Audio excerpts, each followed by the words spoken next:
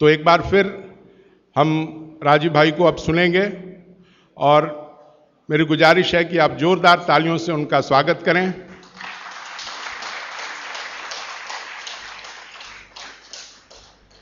ताली बजाएंगे तो आपके अंदर ऊर्जा का संचार होगा और हवा का स्पंदन आप महसूस करेंगे और वही हवा आपको मिट्टी की खुशबू बिखेरेगी। और अब अपने सूत्रों को बिखेरने आए हैं हमारे भाई राजीव दीक्षित जी। राजीव भाई ने मुझे कहा था कि व्याख्यान के दौरान अगर बाबूजी शोभाकांत जी हमारे बगल में रहेंगे तो एक आशीर्वाद मेरे इर्द गिर्द मंडराएगा, इसलिए उनसे गुजारिश है कि कृपया मंच पर आएं और उनके बगल में बैठें। तो मंच राजीव दीक्षित को समर्पित।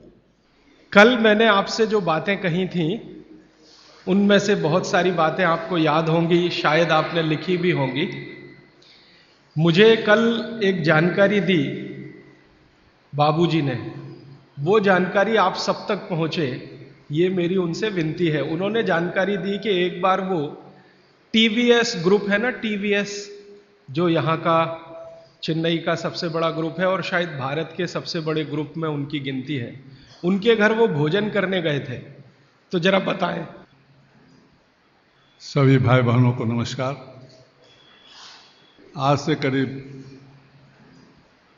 28-30 साल पहले जब प्रभावती देवी ट्रस्ट एंड प्रभावती जयप्रकाश का विन्यास हुआ था तो टीवीएस की मलकाइन भी इसकी ट्रस्टी बनी थी और पहला मीटिंग उन्हीं के घर में हुआ था, जिसमें रामनाथ गोयनका, एम रामस्वामी और महालिंगम जितने भी यहाँ के लुमिनरीज थे, सभी हमारे ट्रस्टी हैं इस संस्था के। तो उन्हीं के घर में पहली मीटिंग हुई थी। तो हम लोगों को खाने पर निमंत्रण भी था, तो खाए तो मैंने कहा यह दाल बहुत स्वादिष्ट है, जिसके बारे में उन्होंने कहा था कल।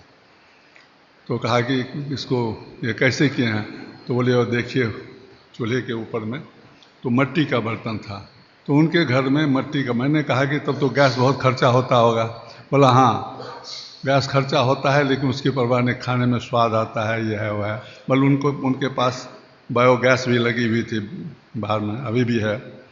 तो अब आज से 28-30 साल पहले मैंने देखा था कि मिट्टी के बर्तन एक इतने बड़े घर में चल चुका है। तो मैं कल इनको बताया कि आप जो मिट्टी के बर्तन के, अब धीरे धीरे मिट्टी के बर्तन फिर हो रहा है। क्योंकि हम भी जब 10 साल के थे तो बिहार में हर घर में केवल मिट्टी के बर्तन, रोटी भी बेलना से नहीं बेला जाता था, हाथ से हिस्सा पका करके, और तवा जो होता था वो मिट्टी का होता था। तो मेरे ख्याल से गांव-गांव में पहले ही प्रचार था, और इन्होंने जो कहा तो ये तो सर्किल है, देखिएगा सब आएगा फिर इसी तरह। धन्यवाद। ये बात आपके ध्यान में इसलिए लाने की ज़रूरत है कि टीवीएस ग्रुप जो हज़ारों करोड़ के एम्पायर का मालिक है, उनके घर में अगर मिट्टी के बर्तन इस्तेमाल हो सकते हैं तो आपके घर में भी हो सकते हैं। माने हमको ये बहाना ना मिले कि मिलते नहीं है जी, समय बहुत लगता है जी, क्या उसको खटराक करने का। ये जो मन के अंदर की हमारी जो रुकावटें हैं ये कभी नहीं आए, इस दृष्टि से इस उदाहरण का बहुत महत्व है। और ये उदाहरण मैं हिंदुस्तान के ऐसे हजारों लोगों के बारे में बता सकता हूँ जिनको आप रोज अखबारों में देखते हैं, न्यूज़पेपर में देखते हैं, टीवी पे देखते हैं। ज़्यादातर के घरों में मिट्टी के बर्तन रसोई में इस्तेमाल होते हैं। आपको सुन के हैरानी होगी, धीरू भाई अंबानी के घर में रोटी हमेशा मिट्टी के तवे पे ही बनती है। धीरू भाई अंबानी के घर में रोटी हमेशा तवे पे बनती है। एक बार मुझे भी मौका मिला उनकी धर्मपत्नी श्रीमती कोकिला बहन से बात करने का कि आप ये मिट्टी के तवे पे रोटी क्यों बनाती हैं, ये तो पिछड़ेपन की निशानी है। ये ऐसा मैंने जानबूझ के बोला। हम तो ऐसा मानते हैं कि आप 18वीं शताब्दी में जा रहे हैं, मिट्टी के बर्तन की रोटी माने तवे की। तो कोकिला बहन ने कहा कि जो जो कहे मुझे उसकी परवाह नहीं, मुझे ये रोटी पसंद है और हमारे घर के सब लोगों को पसंद है, इसलिए हम मिट्टी के बर्तन में ही रोटी बनाते हैं। पूरे गुजरात में आप जाएंगे, राजस्थान में जाएंगे, अभी भी एक दो नहीं, लाखों नहीं, करोड़ों लोग हैं जो मिट्टी के तवे पे रोटी बना रहे हैं और खा रहे हैं। और मैं विनम्र रूप से आपसे कहना चाहता हूं कि वो आपसे ज़्यादा स्वस्थ है और आपसे ज़्यादा तंदुरुस्त है। अगर हमें अपना स्वास्थ्य और तंदुरुस्ती बना के रखनी है, बचा के रखनी है, तो ये बातें आपको अपने जीवन में आचरण में उतारने की आवश्यकता है। और ये बातें अगर आपके आचरण में आती हैं तो कितनी बड़ी चीज़ होती है इस देश में कि अगर मान लो हिंदुस्तान में 112 करोड़ लोग हैं, 112 करोड़ लोगों में 20 करोड़ परिवार हैं, 20 करोड़ परिवारों में 20 करोड़ रसोई घर है। अगर 20 करोड़ रसोई घर में मिट्टी का तवा आने लगे तो 20 करोड़ तवा बनने लगेगा और लाखों कुम्हारों को रोजगारी मिल जाएगी जो बेरोजगार बैठे हैं, जिनके पास काम नहीं। अगर मिट्टी की हांडी में 20 करोड़ परिवारों में दाल बनने लगेगी, चावल बनने लगेगा, तो करोड़ों कुम्हारों को हांडी बनाने का काम मिल जाएगा जो आज बेकार बैठे हैं। और हिंदुस्तान में कुम्हारों की संख्या लगभग उतनी ही है जितनी ब्राह्मणों की है। सरकार के आंकड़े हैं, लगभग 18% कुम्हार हैं और कुम्हार जैसी जातियां हैं, 18% ही ब्राह्मण हैं। तो इतने बड़े समाज को अगर रोजगार हम दे पाते हैं तो बहुत बड़ी बात है। इसलिए अर्थव्यवस्था को भी मदद होती है, आपका स्वास्थ्य तो अच्छा रहता ही है। और मेरी जो मन की बात है वो आपसे मैं शेयर करना चाहता हूं कि मिट्टी से आपका जुड़ाव रहता है। मिट्टी से जुड़े रहना ये सबसे बड़ी बात मानी जाती है। हम पता नहीं कहां कहां से चेन्नई में आए हैं, कोई बिहार से आया, कोई राजस्थान से, कोई गुजरात से, लेकिन अक्सर मन में आता है कि अपनी मिट्टी से जुड़े रहें। तो अपनी मिट्टी से चेन्नई जैसे शहर में जुड़े रहने का एक ही रास्ता है कि आप इन मिट्टी के बनाए हुए बर्तनों का इस्तेमाल करें। तो स्वास्थ्य की दृष्टि से तो बहुत ही अच्छा है और अर्थव्यवस्था के लिए भी बहुत अच्छा है। मैंने कल जो बातें कही थी उनको 1 मिनट में फिर से रिपीट करता हूं। कल मैंने एक ही सूत्र का आपके सामने विश्लेषण किया था, भागवत ऋषि का लिखा हुआ, कि जिस भोजन को बनाते और पकाते समय पवन का स्पर्श और सूर्य का प्रकाश ना मिले वो भोजन को कभी नहीं करना।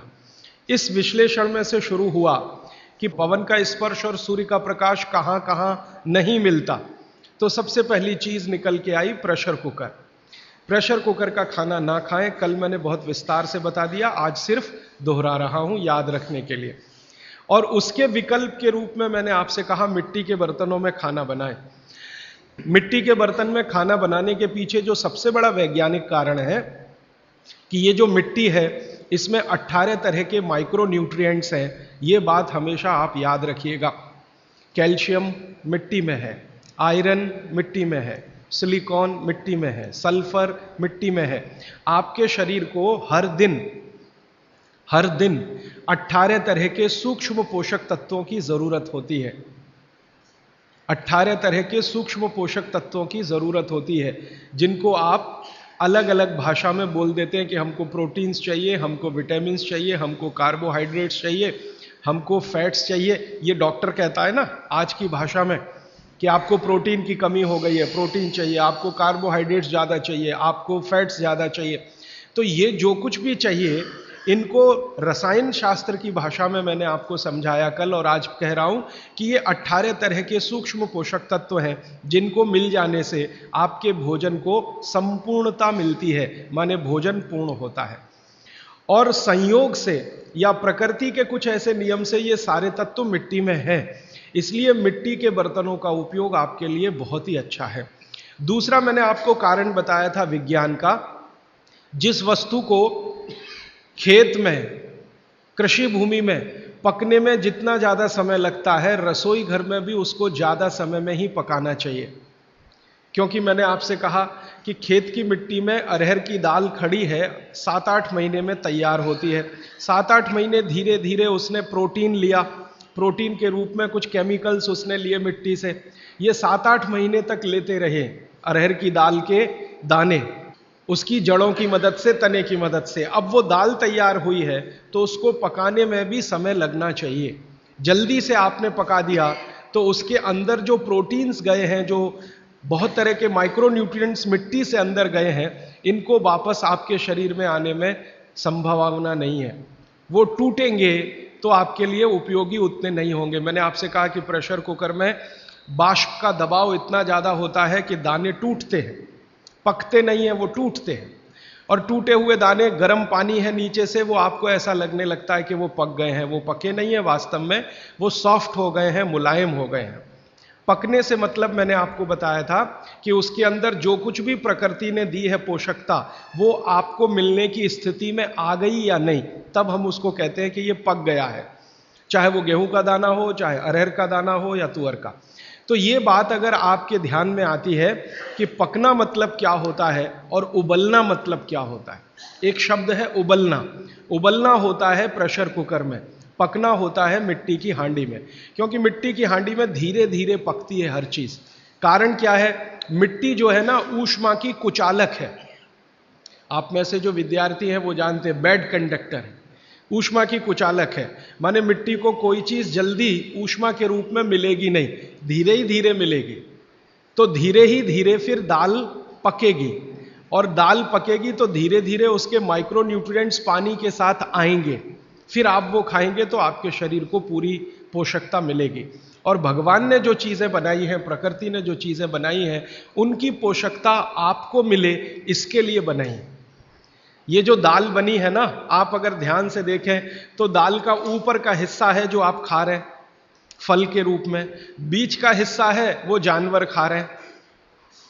तो भगवान ने, प्रकृति ने ऐसी व्यवस्था दी है, गेहूं है, गेहूं का ऊपर का हिस्सा है वो आप खा रहे हैं, बीच का जो बचा हुआ हिस्सा है जिसको तना कहते हैं वो जानवर खा रहे हैं, और अंत का बचा हुआ जो हिस्सा होता है जिसको जड़ कहते हैं वो धरती के लिए होता है, मिट्टी के लिए होता है। प्रकृति ने बहुत सोचकर ये सब बनाया, भगवान ने बहुत सोचकर बनाया। मनुष्य के लिए एक हिस्सा, उसमें से थोड़ा आप चाहें तो पक्षियों को भी खिला सकते हैं। तो मनुष्य और पक्षियों के लिए एक हिस्सा, जानवरों के लिए दूसरा हिस्सा, और प्रकृति की धरती या मिट्टी के लिए तीसरा हिस्सा। हर एक फसल में यही देखेंगे आप। तो जो आपके लिए बनाया है भगवान ने, वो बहुत सोच समझकर बनाया है। जो जानवरों के लिए है वो भी सोच समझकर है, और मिट्टी के लिए, तो उसका अगर जीवन में फायदा उठाएं तो बहुत अच्छा होगा। और बागभट्ट जी इसी के लिए शायद ये सूत्र लिख कर गए। तो कल बहुत ज्यादा बात हुई प्रेशर कुकर के बारे में, आज मैं थोड़ी सी बात करता हूं कल से जुड़ी हुई रेफ्रिजरेटर के बारे में। रेफ्रिजरेटर एक ऐसी वस्तु है जिसमें रखी हुई कोई भी वस्तु को सूर्य का प्रकाश नहीं मिलेगा, पवन का स्पर्श नहीं होगा। आप जानते हैं कि रेफ्रिजरेटर जो काम करता है उसके एक बुनियादी सिद्धांत है। वो क्या सिद्धांत है? आपके रूम का जो टेम्परेचर है, आपके कमरे का जो तापमान है, उससे नीचे का तापमान वो पैदा करेगा। अब ये प्रकृति की मदद से नहीं हो सकता, क्योंकि प्रकृति की मदद से तो आपका रूम टेम्परेचर 30 डिग्री, 35 डिग्री या 22 डिग्री, 25 डिग्री है। तो प्रकृति के विरुद्ध जाकर उसको काम करना पड़ेगा, तो उसके लिए कुछ एक्स्ट्रा एफर्ट्स लगेंगे। तो ऐसी गैस रसायन शास्त्र में जो तापमान को कम करने में काम में आती हैं, उन गैसों का इस्तेमाल रेफ्रिजरेटर करेगा। और एक दो नहीं, ऐसी 12 गैसों का इस्तेमाल रेफ्रिजरेटर करता है, जिनको विज्ञान की भाषा में CFCs कहते हैं, क्लोरोफ्लोरोकार्बन्स, जिसमें क्लोरीन भी है, फ्लोरीन भी है और कार्बन डाइऑक्साइड। अगर आप रसायन शास्त्र की डिक्शनरी निकाल कर देखें, आप में से जिन्होंने पढ़ा है केमिस्ट्री उनके लिए तो आसान है, जिन्होंने नहीं पढ़ा वो डिक्शनरी निकाल कर देखें। क्लोरीन, क्लोरीन के सामने लिखा हुआ है जहर। सीधे डिक्शनरी देखें, टेक्स्ट की बात नहीं कर रहा हूं, एक डिक्शनरी खरीद लें केमिस्ट्री की और क्लोरीन शब्द देखें तो सामने ही लिखा हुआ है जहर। और फिर फ्लोरीन देखें तो अत्यंत जहर, और कार्बन डाइऑक्साइड तो जहर का बाप। आप जानते हैं कि शरीर का ये जो श्वासोश्वास की क्रिया है, प्राणायाम जिसको आप कहते हैं, इसमें आप हमेशा कार्बन डाइऑक्साइड छोड़ते हैं। ये क्यों छोड़ते हैं? रख लीजिए इसको अंदर। अगर इससे इतना ही प्रेम है कि रेफ्रिजरेटर लाके आपने घर के सबसे अच्छे स्थान पर रखा है, जो हर समय कार्बन डाइऑक्साइड से ही खेल रहा है, तो आप अंदर की कार्बन अंदर ही रख लीजिए, बाहर मत छोड़िए। बहुत प्रेम है आपको इससे, तो आप मर जाएंगे। शाम नहीं लगेगी, रात नहीं लगेगी, मिनट में मर जाएंगे। इसलिए प्रकृति ने व्यवस्था ऐसी बनाई है कि कार्बन डाइऑक्साइड जो आपको मार डालेगी, इसको बाहर निकालते रहना है। अब ये बाहर निकले तो आप स्वस्थ रहें। कार्बन डाइऑक्साइड जैसी ही खराब गैसों में क्लोरीन और फ्लोरीन की गिनती होती है।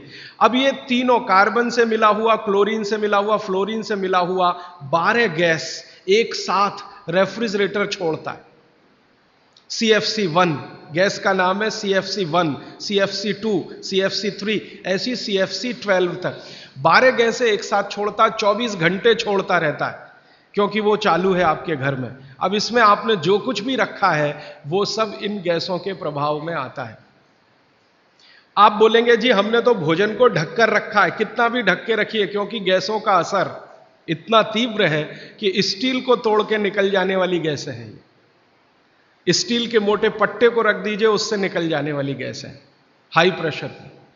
तो अगर आप इतने सारे जहरीली गैसों से युक्त भोजन को 2 घंटे, 3 घंटे, 5 घंटे उसमें रख के फिर खा रहे हैं, तो माफ कीजिए, आप भोजन नहीं जहर ही खा रहे हैं। बस जहर में अंतर इतना है कि एक जहर है तात्कालिक और दूसरा है दीर्घकालिक।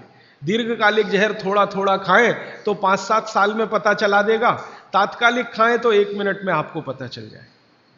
तो इसलिए मेरी आपको विनती है कि आपके घर में रेफ्रिजरेटर अगर ले लिया है तो इसका इस्तेमाल कम करिए, सबसे अच्छा है बंद करिए, और मेरी बात माने तो बेच दीजिए।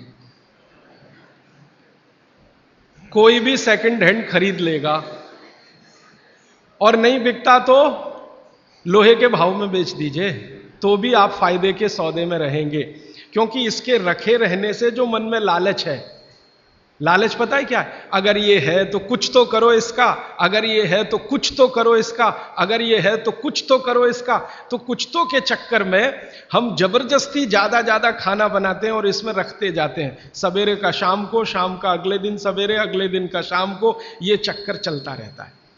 और ये चक्कर में खाने का, पोषकता का नाश होता रहता है। और मैं आपको एक विनम्रता पूर्वक दूसरी जानकारी देना चाहता हूं कि रेफ्रिजरेटर का आविष्कार हुआ तो उसके पीछे कारण क्या था। हर वस्तु के आविष्कार के पीछे कारण होता है। तो इसका कारण था ठंडे देशों की, ठंडे देश हैं America, Canada, Germany, France, Sweden, Switzerland, Denmark, Norway, इन देशों की आबो हवा। आप जानते हैं कि ये ठंडे देश हैं, -40 डिग्री सेंटीग्रेड तापमान होता है, और ज़्यादा से ज़्यादा प्लस में जाएं तो 15 से 20 डिग्री सेंटीग्रेड रहता है। तो 15-20 से -40 तक टेम्परेचर का जो वेरिएशन है, ये बहुत तकलीफ देने वाला वेरिएशन है। आप कभी एक अनुमान करने के लिए प्रयोग करिए, मैंने किया था। मैंने एक प्रयोग किया था कि एक बार मैंने क्या किया, बर्फ का सिल्ली 1, 2, 3 चारों तरफ से लगा के मैं उसके बीच में लेट गया, तो 15 मिनट में मेरा शरीर अकड़ गया, 15 ही मिनट में। जबकि मैंने खूब प्राणायाम और ये सब किया, 15 मिनट में शरीर अकड़ गया। और उस दिन मैंने मेरी बायोकेमिस्ट्री को ऑब्जर्व किया तो मैं बहुत ही परेशान था। फिर मैंने सोचना शुरू किया कि उन लोगों का क्या होता होगा जो इसी बर्फ के तापमान में 6-6 महीने सोते हैं, रहते हैं, लेटते, उनका क्या होता हो।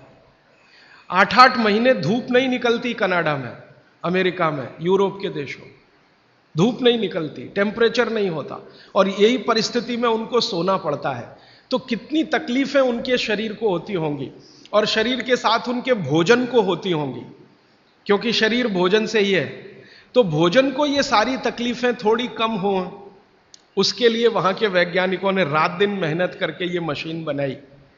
और उन्होंने कहा कि जो टेम्परेचर को हम प्रकृति के रेगुलेशन में है, हम उसे कंट्रोल नहीं कर सकते, कुछ एरिया हम ऐसा बनाएं जिसको हम कंट्रोल कर सकें, हम जब चाहें टेम्परेचर को बढ़ा सकें, घटा सकें। इसके लिए रेफ्रिजरेटर बना। तो ये उनकी मजबूरी में से निकली हुई मशीन है। कोई उन्होंने बहुत आगे प्रोग्रेस करके ये बनाया, ऐसा नहीं है, उनकी मजबूरी है, उस मजबूरी में से ये निकला। और उनकी सबसे बड़ी मजबूरी ये है कि एलोपैथी में कई दवाएं ऐसी हैं जो ज्यादा तापमान पे खत्म हो जाती हैं और कम तापमान पे भी खत्म हो जाती है। बहुत सारी दवाएं एलोपैथी में ऐसी हैं जो हाई टेम्परेचर पे भी खत्म हो जाती हैं, माने उन दवाओं का असर नहीं रहता, लो टेम्परेचर पे भी खत्म हो जाती हैं। तो उन दवाओं को रखने के लिए एक टेम्परेचर हमारे कंट्रोल में रहे, इसके लिए फ्रिज बना। वो पानी रखने के लिए नहीं बना है, दाल रखने के लिए नहीं बना, सब्जी रखने के लिए, दवाएं रखने के लिए बना।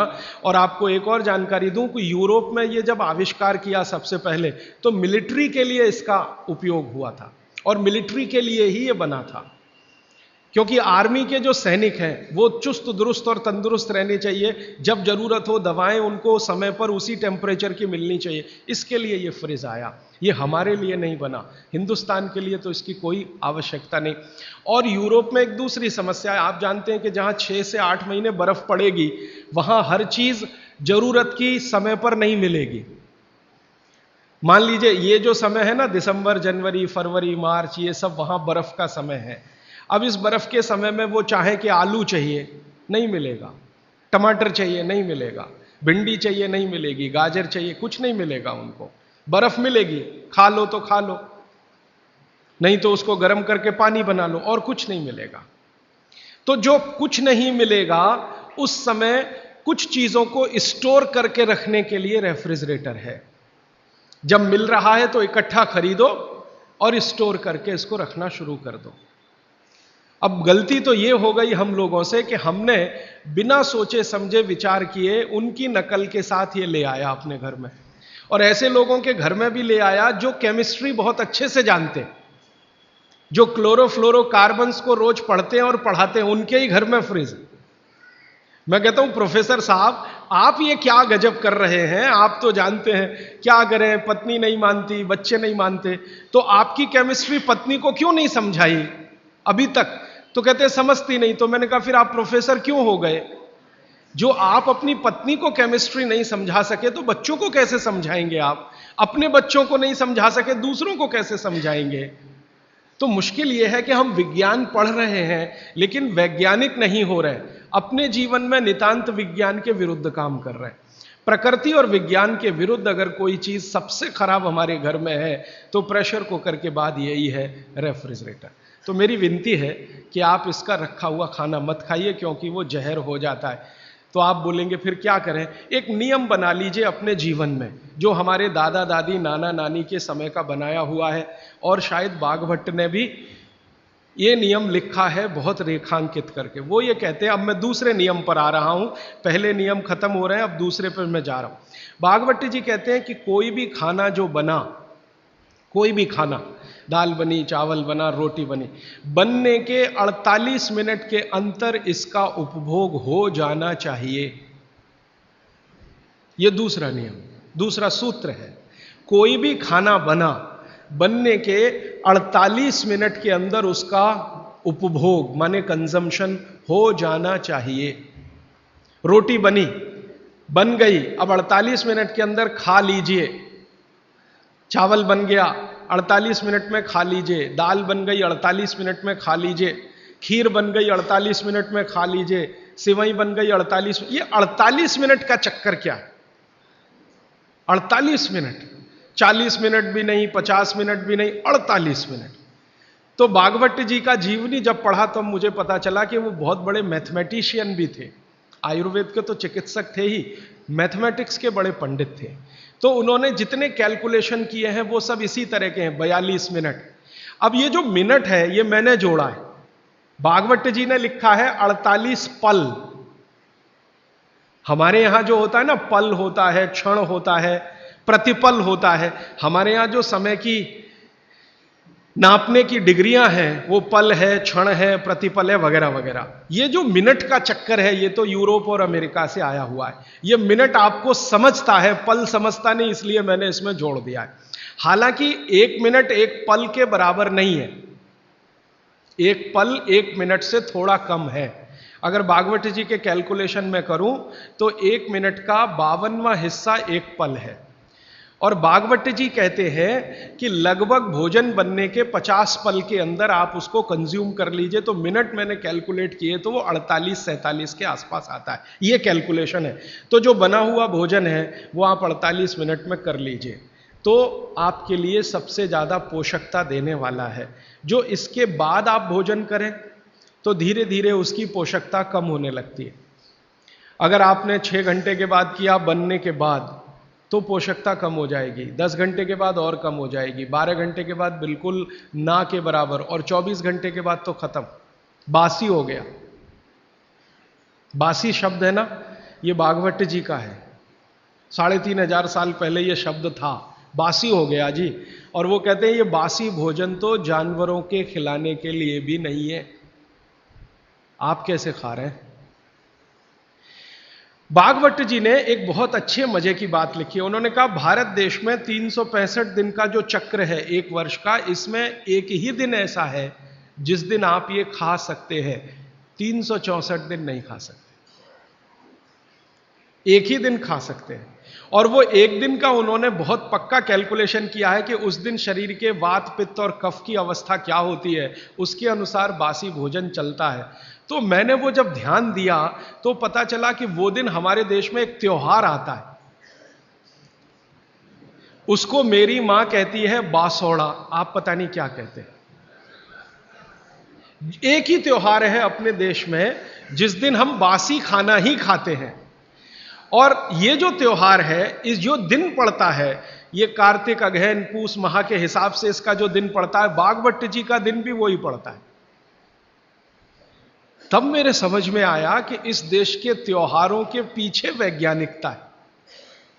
त्योहार ऐसे ही नहीं तय हो गए, इस दिन होली होगी, इस दिन दिवाली होगी, इस दिन ये होगा, इस दिन, इनके पीछे कुछ कैलकुलेशन है। बागवट जी का कैलकुलेशन है कि शरीर में 3 दोष हैं, वो आप सब जानते हैं, वात पित्त और कफ। इन पे आगे मैं विस्तार से बात करूंगा, यहां रेफरेंस के लिए कह रहा हूं। तो वात पित्त कफ 3 दोष हैं, ये समान स्थिति में रहे तो आदमी हमेशा निरोगी रहता है। इनकी स्थिति ऊपर नीचे हो, वात बढ़ गया, पित्त और कफ कम हो गया, पित्त बढ़ गया, वात और कफ कम हो गया, ऊपर नीचे हो, तभी रोगी होते हैं आप, तभी रोग पैदा होते हैं।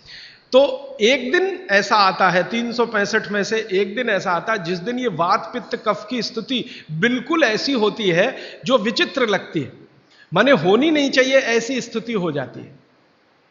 तो भागवत जी कहते हैं कि उस स्थिति को काबू में लाने के लिए बासी खाना ही चाहिए जिसकी पोषकता पूरी चली गई हो, क्योंकि जिस दिन ऐसी स्थिति आती है उस दिन शरीर को प्रोटीन नहीं चाहिए, प्रोटीन बिल्कुल नहीं चाहिए। तो प्रोटीन सब खत्म होगा तब जब खाना बहुत पुराना हो जाए। तब मेरे समझ में आया कैसी वैज्ञानिकता है। तो आप साल में एक ही दिन बासी भोजन कर सकते हैं। अब आप देखो कि एक दिन के लिए फ्रिज लगेगा साल में, तो 364 दिन की बिजली क्यों खर्च करना उसके लिए, और 364 दिन का इतना स्थान क्यों घेर के रखना। चेन्नई में बहुत महंगा है स्थान, 1 स्क्वायर फुट का क्या भाव है, 3000। तो फ्रिज अगर रखा है मान लो 5-7 स्क्वायर फीट में, तो 3000 में 5 का गुणा कर लो, 15,000 रुपए रोज का खर्चा एक तो दे दिया फ्रिज खरीदने में, और ये जिंदगी भर इतना स्थान घेर कर खड़ा है जो इस्तेमाल नहीं हो रहा है, तो कितना घाटे का सौदा है। तो इस घाटे के सौदे को अपने जीवन में मत लाइए। मेरी विनती है कि जिन्होंने फ्रिज नहीं खरीदा है वो ना खरीदें, जिन्होंने खरीद लिया है वो धीरे धीरे उसका उपयोग कम करें। एक दिन थोड़ा ऐसा आए कि उपयोग उसका बंद ही हो जाए तो आपके जीवन के लिए बहुत अच्छा है। और आप जानते हैं कि आजकल पर्यावरण के प्रदूषण की बहुत चर्चा हो रही है। दुनिया भर के वैज्ञानिक परेशान हैं कि क्लाइमेट चेंज हो रहा है, सर्दी कम हो रही है, गर्मी बढ़ रही है। सर्दी कम होने में और गर्मी बढ़ाने में जिन गैसों का सबसे बड़ा योगदान है वो यही गैसें हैं, CFC1, CFC2, CFC3, CFC12 तक। तो सारे दुनिया के देश परेशान हैं कि क्या करें क्या करें। अभी इंडोनेशिया के बाली द्वीप में 7 दिन का सम्मेलन हुआ। अमेरिका, जर्मनी, भारत जैसे 156 देशों के राष्ट्रपति प्रधानमंत्री 7 दिन झक मार रहे थे यही बात के लिए कि भाई CFC का प्रोडक्शन कम कैसे किया जाए। तो इसमें थोड़ा आप भी सहकार कर दीजिए। ये प्रोडक्शन कम होने के लिए फ्रिज की ज़रूरत बंद करने की है, तो ये प्रोडक्शन कम होगा। तो इसलिए मैंने कल आपसे कहा था कि फ्रिज का भी खाना ना खाएं, समय का ध्यान रखें। ये बात हमेशा याद रखें कि बना हुआ खाना 48 मिनट के अंदर खा लेना चाहिए। अब ये 48 मिनट का जो कैलकुलेशन है, कल मैं इस पर आपसे और ज़्यादा विस्तार से बात करूंगा क्योंकि एक सूत्र कल आएगा, आज बस इतनी सी बात। और एक तीसरी बात जो मैंने कल आपसे शुरू की थी, माइक्रोवेव ओवन। माइक्रोवेव ओवन भी कुछ इसी तरह का किस्सा है। इसमें भी टेम्परेचर को आप कंट्रोल करते हैं, और माइक्रोवेव ओवन में कोई भी चीज़ आप जब रखते हैं ना गर्म करने के लिए, तो वो चीज़ का एक हिस्सा गर्म होता है, पूरा नहीं होता। गर्म होने के लिए हमारी जो कल्पना है वो चारों तरफ से एक साथ एक जैसा टेम्परेचर आए, वो पानी ही कर सकता और कोई चीज नहीं है दुनिया। पानी गर्म करके उसमें कोई चीज डालें तो सही गर्म होती है, और माइक्रोवेव ओवन में पानी का कोई काम नहीं। और ये माइक्रोवेव ओवन भी यूरोप और अमेरिका के लिए है, क्योंकि वहां बहुत ठंडी है, आपके लिए नहीं है, क्योंकि यहां तो बहुत गर्मी है। तो अब हमारे घर में क्या हुआ है वो मैं विनम्रता पूर्वक आपसे कहता हूं, आपने कुछ चीजों को स्टेटस सिंबल बना रखा है, वो बदल दीजिए। ये स्टेटस सिंबल नहीं है, ये मजबूरी की चीजें हैं। कहते हैं ना मजबूरी में हमने ये किया, मजबूरी में हमने ये किया। तो आप मान लीजिए कि मजबूरी में फ्रिज लाया, मजबूरी में माइक्रोवेव ओवन लाया, मजबूरी में प्रेशर कुकर लाया। ये कोई छाती ठोक के बताने की बात नहीं है कि मेरे घर में फ्रिज है, या मेरे घर में माइक्रोवेव ओवन है, या मेरे घर में। आप इसको शर्म से बताइए कि मैं क्या बताऊं, मेरी मजबूरी थी, उस दिन दिमाग कुछ फिर गया था, मेरा विवेक शून्य हो गया था, तो मैंने मेरे खून पसीने की कमाई बर्बाद कर दी और ये ले आया। तो ये इस तरह से कहना जब शुरू करेंगे तो थोड़े दिन में आपकी भावना अपने आप बदल जाएगी और ये चीजें आपके बाहर निकल जाएंगी। ये जो 48 मिनट का कैलकुलेशन है, ये जैन दर्शन में भी है। आप में से कोई भी जैन समाज के लोग होंगे तो मेरी बात आपको बहुत जल्दी समझ में आएगी। जितने भी जैन साधु संत हैं उनके मुंह से आप यही सुनेंगे, पानी में 48 मिनट के बाद जीव राशि पैदा हो जाती है और वो जीव राशि फिर बढ़ती ही चली जाती है, करोड़ों से अरबों, अरबों से खरबों में चली जाती है। तो ऐसा पानी नहीं पीना चाहिए क्योंकि जीव हत्या होती है और उसका पाप लगता है। तो जैन दर्शन ने इसको अहिंसा के साथ जोड़ा है और भागवत जी ने इसको स्वास्थ्य के साथ जोड़ा है। मूल बात एक ही है। शायद जैन दर्शन में अहिंसा से इसको इसलिए जोड़ा होगा कि धर्म से जाएगा जुड़कर तो जल्दी समझ में आएगा। भागवत जी ने इसको शरीर स्वास्थ्य से जोड़ा है तो थोड़ा देर में समझ में आता है, क्योंकि हमारा चित्त और मन धर्म के प्रति थोड़ा आकर्षित है, क्योंकि हमारे डीएनए में ऐसा है।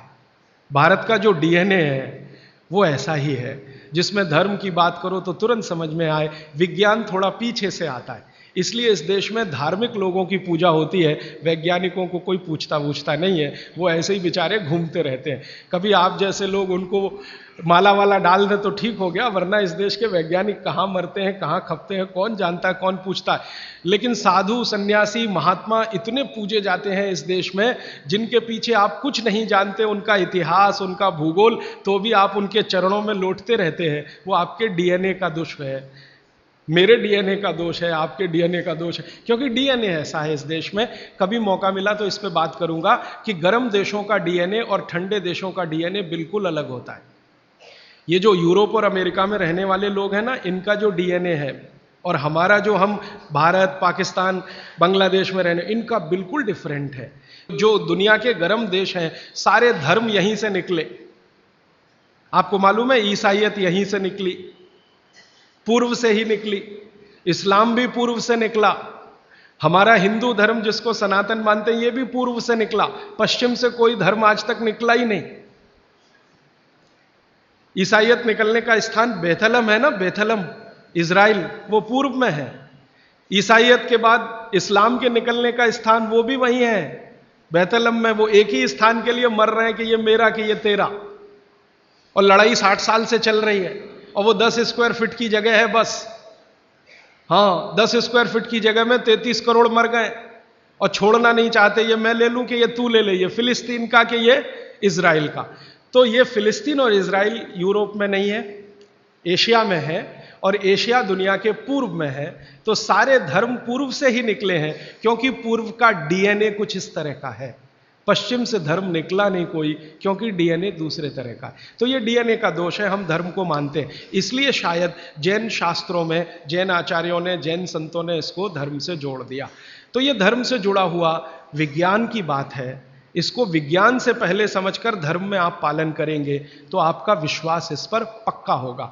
इसलिए ये 48 मिनट याद रखिए। सब माताएं, बहनें और भाई याद रखें, भोजन पका तो 48 मिनट में हो ही जाना, खा ही लेना।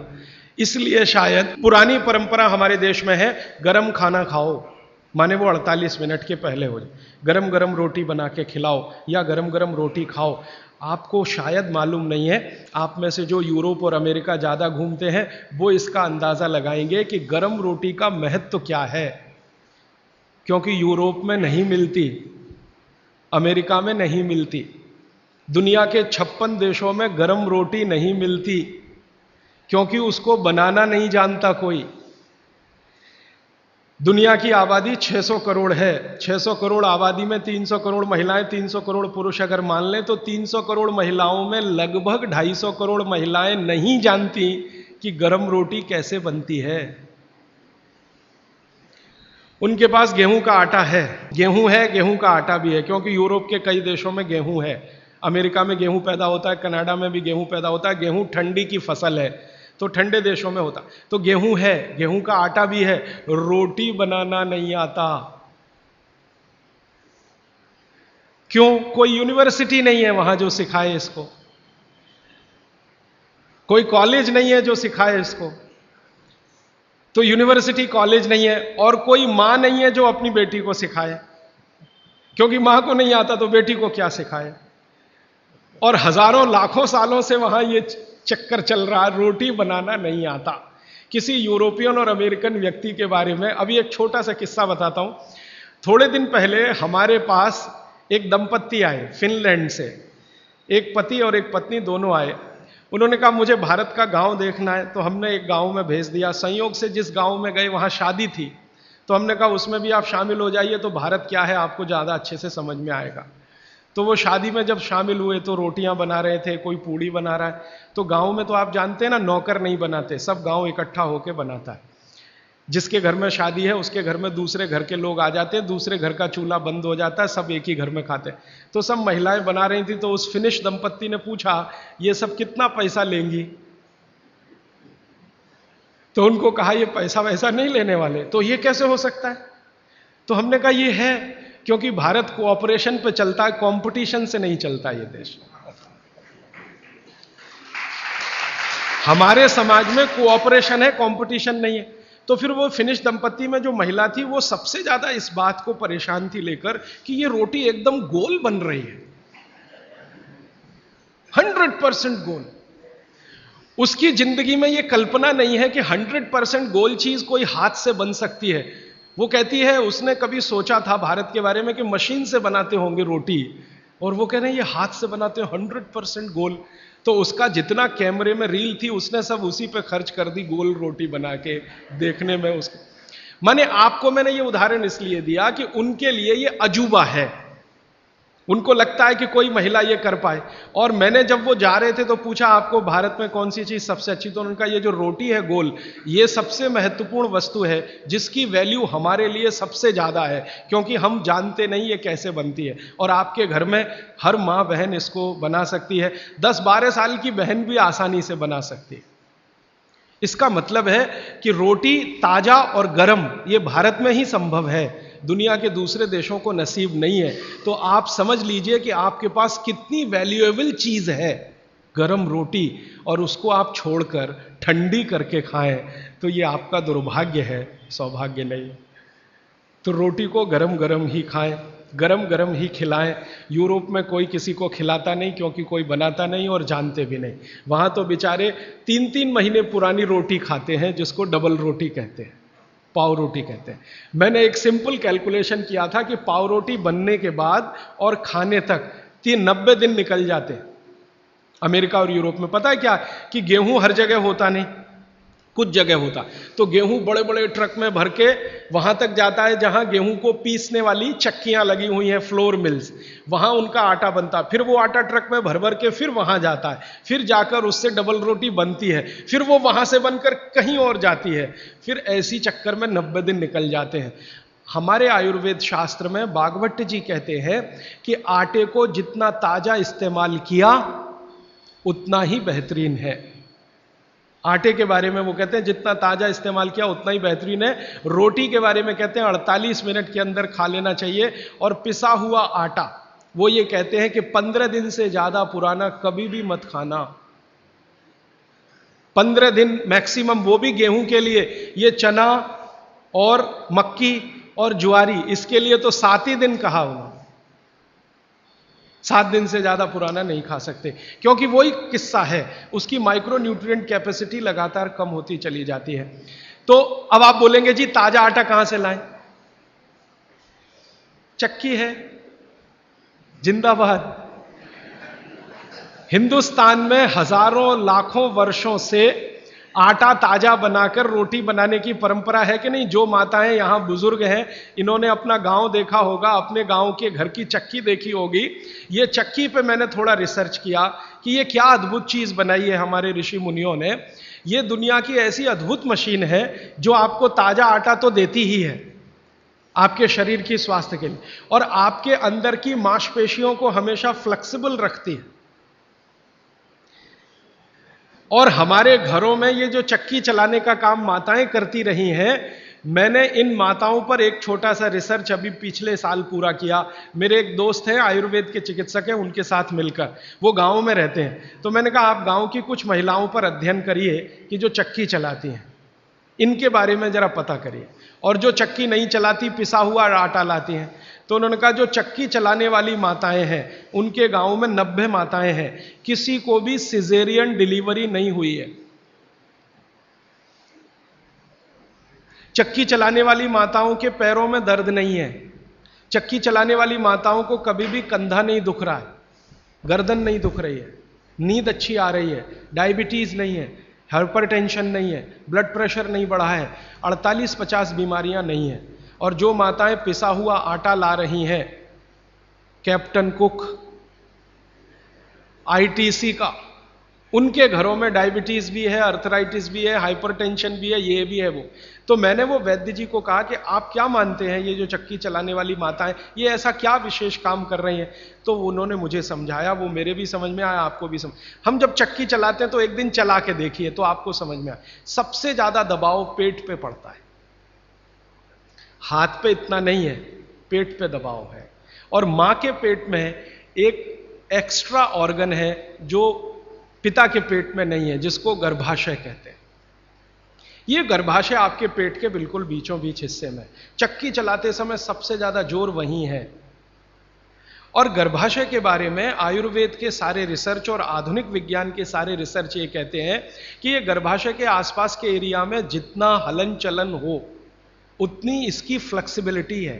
फ्लेक्सिबिलिटी माने मुलायमियत, अंग्रेजी शायद आप समझ जाएंगे। फ्लेक्सिबिलिटी, मुलायमियत, इलास्टिसिटी एक शब्द होता है अंग्रेजी में, इलास्टिसिटी। इलास्टिसिटी का मतलब जब चीज की जरूरत पड़े तो उसको तान देना, जब जरूरत पड़े तो उसको संकुचित कर दे। ये हमारे गर्भाशय का सबसे बड़ा गुण है। इसी गुण के कारण बच्चे का जन्म होता है। और ये गुण को बनाए रखने में सबसे बड़ी भूमिका है हलन चलन। वहां आसपास मांसपेशियां, उनका हलन चलन रहे।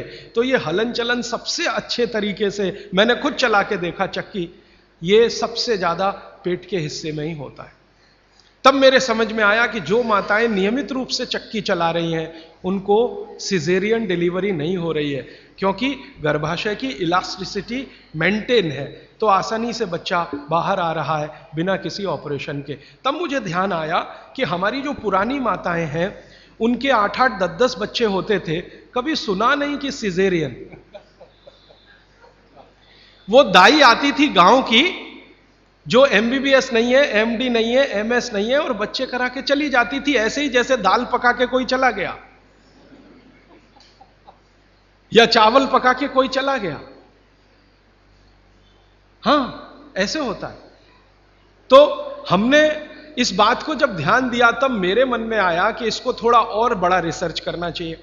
तो इसी चेन्नई में मेरे एक मित्र हैं, उनकी पत्नी और वो मिलके 15-16 साल से इसी विषय पे काम कर रहे हैं कि बच्चे को बिना किसी डॉक्टर की मदद के या सीजर ऑपरेशन के बाहर कैसे लाया जाए। तो उनका 15-16 साल का रिसर्च ये कहता है कि ये सिर्फ चक्की की मदद से ही हो सकता है। और आयुर्वेद तो यहां तक कहता है कि मां का गर्भ 7वें महीने तक चक्की चलाने की अनुमति देता है। मां को 7वें महीने तक चक्की चलवाई जा सकती है, 8वें महीने में नहीं, फिर उसको बंद कर देना अच्छा है। और उतने 7 महीने की चक्की आपके लिए पर्याप्त है कि वो बच्चा बिना सीजर के हो। और जो बच्चे बिना सीजर के हैं, उनके जीवन को आप देख लें, और जो सिजेरियन है उनके जीवन को देख लें, जमीन आसमान का अंतर है। सीजर बच्चे ज्यादा बीमार हैं, समय समय पे बीमारियां हैं। जो बिना सीजर हैं वो सब स्वस्थ हैं, दुरुस्त हैं, तंदुरुस्त हैं। ब्रेन का डेवलपमेंट भी उनका अच्छा है, लॉजिक को डेवलप करने की कैपेसिटी, कल्पनाशीलता उनमें दूसरे बच्चों से ज्यादा है। तो भागवत जी का सूत्र है कि खाना बना तो 48 मिनट में खाएं, और खाना बनाने वाली जो वस्तुएं हैं जिनमें सबसे महत्वपूर्ण है आटा, गेहूं का आटा 15 दिन से ज्यादा पुराना ना खाएं, जवारी, बाजरी और मक्की का आटा 7 दिन से पुराना ना खाएं। और वो ये कहते हैं कि रोज का हो तो सबसे अच्छा, सुबह बनाएं और शाम को आटा इस्तेमाल हो जाए तो वो सबसे अच्छा, ज्यादा दिन पुराना ना हो। तो अब आप इसको अपने जीवन में कैसे उतारेंगे इस सूत्र को? अगर संभव हो तो एक एक चक्की ले लीजिए, संभव हो तो। इससे कई फायदे हैं। आपको सबसे बड़ा फायदा तो यह है कि आपके घर में मां है, कोई बहन है, उसको मां बनने के समय ये बहुत मदद करेगी चक्की। दूसरा, आपका वेट कम करने में बहुत मदद करेगी चक्की। अगर आपको एक्स्ट्रा वेट है और आप उसको लूज करना चाहते हैं तो 15 मिनट सुबह चक्की चलाया पर्याप्त है। 15 मिनट सुबह अगर आपने चलाया, 3 महीने बाद आप देखना 12 से 13 किलो वजन कम होगा आपका, सिर्फ 15 मिनट की चक्की। रामदेव जी चक्की चलवाते हैं कि नहीं? आप चलाते हैं कि नहीं? लेकिन वो चक्की चलाते हैं जिसमें कुछ होता ही नहीं है, ऐसे ऐसे चलवाते हैं कि नहीं? तो असलियत में ही चला लो, कुछ तो आटा तो मिलेगा।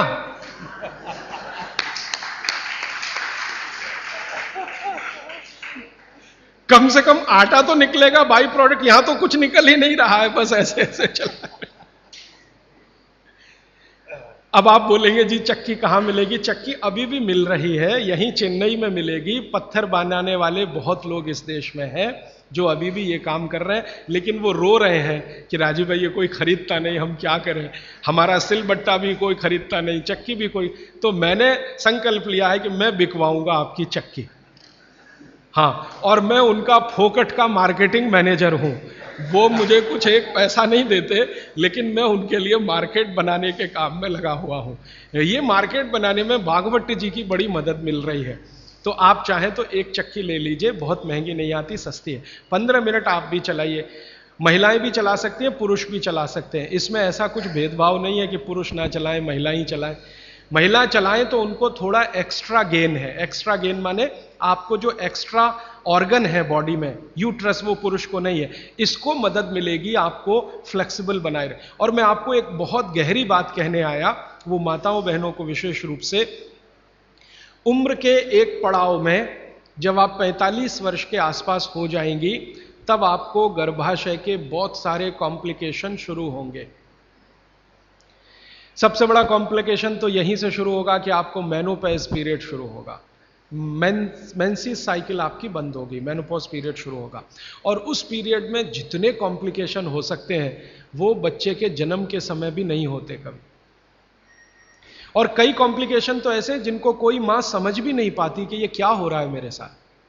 अचानक से पसीना आएगा, पूरा शरीर पसीने से भर जाएगा, फिर थोड़ी देर में ठंड लगना शुरू हो जाएगी, फिर थोड़ी देर में तमतमा जाएगा चेहरा, एकदम गर्मी, फ्लैशेस। समझ में नहीं आता किसी मां को कि अभी थोड़ी देर पहले पसीना था, अभी इतनी गर्मी आ गई और अभी इतनी ठंडी लगने लगी। इतने वेरिएशन होते हैं, मिनट मिनट में वेरिएशन होते हैं। मन आपका इतना डिप्रेशन में चला जाएगा, इतना अवसाद में चला जाएगा कि दुनिया बिल्कुल बेकार है, इसमें क्या करना जिंदा रह के। ये डिप्रेशन, तनाव मन में होगा, अवसाद मन में होगा, और ऐसे ऐसे कॉम्प्लिकेशंस बनते जाएंगे। कारण उसका एक ही है कि कुछ हार्मोन्स आपके शरीर में बनना बंद हो जाएंगे, वो आपके लिए बहुत जरूरी हैं। अब हार्मोन्स बनेंगे ही नहीं तो फिर मुश्किलें ये सब आती हैं। तो भगवान की व्यवस्था ऐसी है, 45-50 साल की उम्र में हर मां को दूसरा जन्म लेना पड़ता है, ऐसा कहा जाता है। तो ये जो दूसरे जन्म की समस्याएं हैं, इनको जिंदगी में खत्म तो नहीं किया जा सकता, लेकिन भागवत जी कहते हैं कि इनको कंट्रोल करके रखा जा सकता है। अब मैं तीसरे सूत्र पे आ रहा हूं। तीसरा सूत्र विशेष रूप से माताओं बहनों के लिए वो कह रहे हैं कि माताओं और बहनों की मासिक धर्म बंद होने के बाद की जो अवस्था है, इसमें परमानेंट कोई क्योर नहीं है, क्योंकि जो हार्मोन बनना बंद हो गए वो तो हो ही गए, उनको बाहर से भी नहीं डाला जा सकता। लेकिन भागवत जी ये कहते हैं कि उसको कंट्रोल करके रखा जा सकता है। तो वो कहते हैं कि कंट्रोल करके रखने में मां के रसोई घर के जो उपकरण हैं, उपकरण, इंस्ट्रूमेंट्स, इनकी मदद आप ले सकते हैं। तो रसोई घर का उपकरण सबसे अच्छा मैंने कहा चक्की, इसकी मदद ले सकते हैं। और दूसरा एक उपकरण और है रसोई घर में, सिलबट्टा, मसाला पीसने वाला जो सिलबट्टा है ना, ये दूसरा बड़ा उपकरण। अगर मैंने सिलबट्टा चला के देखा तो इस सिलबट्टे को चलाने में भी सबसे ज्यादा जोर पेट पे ही आता है, चक्की चलाने में भी सबसे ज्यादा जोर पेट पे आ रहा है। तो ऋषि मुनियों ने ये चक्की का आविष्कार जब किया होगा और सिलबट्टे का आविष्कार किया होगा तो किसी मां को ध्यान में रखकर ही किया होगा, ये पक्का है। अब नियमित रूप से आप सिलबट्टा चला रहे हैं और चक्की चला रहे हैं तो यूट्रस के आसपास की जो मांसपेशियां हैं वो हमेशा नरम और मुलायम रहने ही वाली हैं। तो आपकी जिंदगी के कॉम्प्लिकेशन 45 साल के बाद कम रहने ही वाले हैं।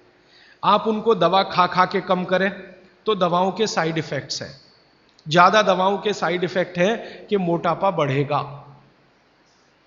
एक HRT टेक्निक है, हार्मोन रिप्लेसमेंट थेरेपी, ज्यादातर माताएं उसमें जाती हैं 45-50 साल की उम्र में, हाथ जोड़कर विनती है कि कभी ना जाएं। और अगर आप गए उसमें तो आपके वजन को कोई भी दुनिया का भगवान नहीं बचा सकता बढ़ने से, बढ़ेगा ही। क्योंकि हार्मोन रिप्लेसमेंट थेरेपी में जो मेडिसिन है वो सब मेद बढ़ाने वाली है, मेद माने शरीर में एक्स्ट्रा वेट बढ़ाने वाली। तो आप अगर HRT से बचना चाहते हैं और दवा नहीं खाना चाहते हैं तो 15 मिनट की चलाइए ना सवेरे सवेरे चक्की। 15 मिनट से ज्यादा जरूरत नहीं है। 15 मिनट में जितना गेहूं पिस गया, जितना चना दाल पिस गया, अच्छा है। फिर आप बोलेंगे हमारे यहां तो 1-1 घंटे चलाते थे। वहां उस समय शायद लोगों का शरीर भी इतना मजबूत था, तंदुरुस्ती भी इतनी अच्छी थी, घी दूध भी अच्छा खाने को मिलता था, तो वो 1-1, 2-2 घंटे चला सकते थे। आज के समय को ध्यान में रखते हुए 15 से 20 मिनट भी आपने चलाया, या तो सिलबट्टा या तो चक्की, तो जिंदगी आपकी एकदम सुरक्षित और निरोगी रहने वाली है। तो विज्ञान के साथ रसोई सबसे ज्यादा इस देश में जुड़ा हुआ है। तो 3 सूत्र अभी तक मैंने आपको भागवत जी के बता दिए। और इन 3 सूत्रों में एक छोटी सी जानकारी और, कि आप पुरुष भी चाहें तो जिनको पेट अगर बढ़ा हुआ है और आप चाहते हैं कि ये कम हो तो आप भी 15 मिनट चक्की चला सकते हैं सुबह सुबह। आप भी चाहें तो सिलबट्टे पे चटनी बना सकते हैं। अगर आपने भी चक्की चलाई और सिलबट्टे पे चटनी बनाई तो आपकी चटनी तो बनेगी ही और आटा तो पिसेगा ही, आपका जो पेट है ये अंदर चला जाएगा, जो आपको किसी भी जिम्नेजियम की मदद से नहीं जाएगा। मैं आपको इस बात की गारंटी देता हूं, स्टाम्प पेपर पर आप लिखवा लीजिए मुझसे, 1000 रुपए का हो या लाख रुपए का स्टाम्प पेपर, दुनिया का हर एक डॉक्टर इस बात से सहमत है, वो बोलता नहीं, बात अलग है, कि जिम्नेजियम में जाकर कभी भी किसी का पेट अंदर जाता नहीं, और थोड़े दिन के लिए गया और आपने जाना बंद किया तो ज्यादा बाहर आता है। क्योंकि जिम्नेजियम की जो एक्सरसाइजेज है और वहां जो एक्सरसाइजर रखा है मशीन, वो आपसे मेल नहीं खाती। आप पता है क्या मेल नहीं खाती? जिम्नेजियम की सभी मशीनें ज्यादा स्पीड वाली हैं और चक्की और सिलबट्टा ये स्पीड कम है, धीरे धीरे धीरे धीरे। हमारी जो तासीर है वो कम स्पीड वाले उपकरणों के साथ ज्यादा है, क्योंकि हम गर्म देश में रहते हैं। गर्म देश के लोगों में आप जानते हैं स्वाभाविक रूप से वायु का प्रकोप ज्यादा होता है शरीर में। ये कल मैं और इस विस्तार से बात करूंगा। वायु माने वात, पित्त और कफ शरीर में तीनों है। गर्म देश के लोगों में वायु का प्रकोप स्वाभाविक रूप से ज्यादा होता है। अब वायु का प्रकोप ज्यादा है तो हर चीज ऐसी करनी चाहिए जो धीमे हो। ज्यादा तेज करेंगे तो वायु और बढ़ेगी। इसलिए भारत में यह कहा गया है कि डांस करना है तो धीमे धीमे करो। इसलिए यहां के जो डांस है ना, उनके स्टेप्स, जैसे भरतनाट्यम, जैसे कथक, कथकली, ओडिसी, कुचिपुड़ी, ये सब डांस के स्टेप आप देखो स्लो है, स्लो। और यूरोप में बिल्कुल उल्टा है, ठंड बहुत है। ज्यादा ठंड के देशों में क्या होगा कि वायु बिल्कुल उल्टी स्थिति में होती है, बहुत ही कम होती है शरीर में, और पित्त और कफ बहुत बढ़े हुए होते हैं। तो वायु बढ़ानी है उनको पित्त और कफ को समान रखने के लिए, तो हर चीज वो फास्ट करेंगे।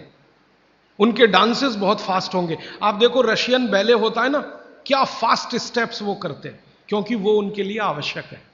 नहीं करेंगे तो मर जाएंगे। तो उनका डांस फास्ट होगा, हमारा स्लो होगा, उनकी हर चीज की स्पीड फास्ट होगी, हमारी स्लो होगी। इसलिए हमने चक्की बनाई, सिलबट्टा बनाया, बैलगाड़ी बनाई, क्योंकि हर चीज हमें स्लो चाहिए। बात हमारा बढ़े नहीं, स्पीड से बात बढ़ता है, ध्यान रखिए इस बात को।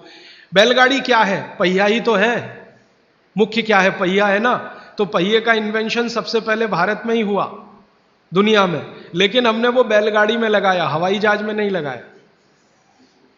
हम भी चाहते तो हवाई जहाज का पहिया बना सकते थे।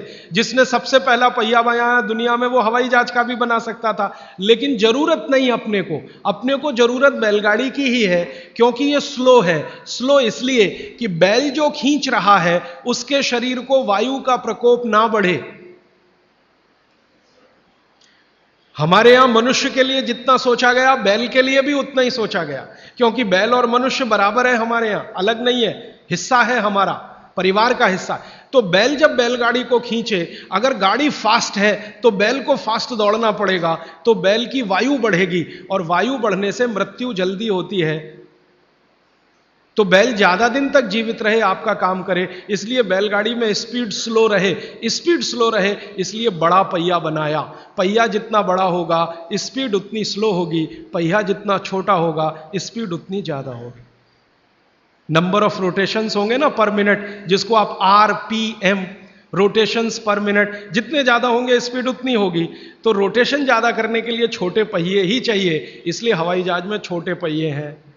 हमको स्पीड ज्यादा करनी ही नहीं है, क्योंकि वात बढ़ाना नहीं है अपने शरीर का, इसलिए हमने बैलगाड़ी का बड़ा पहिया बनाया।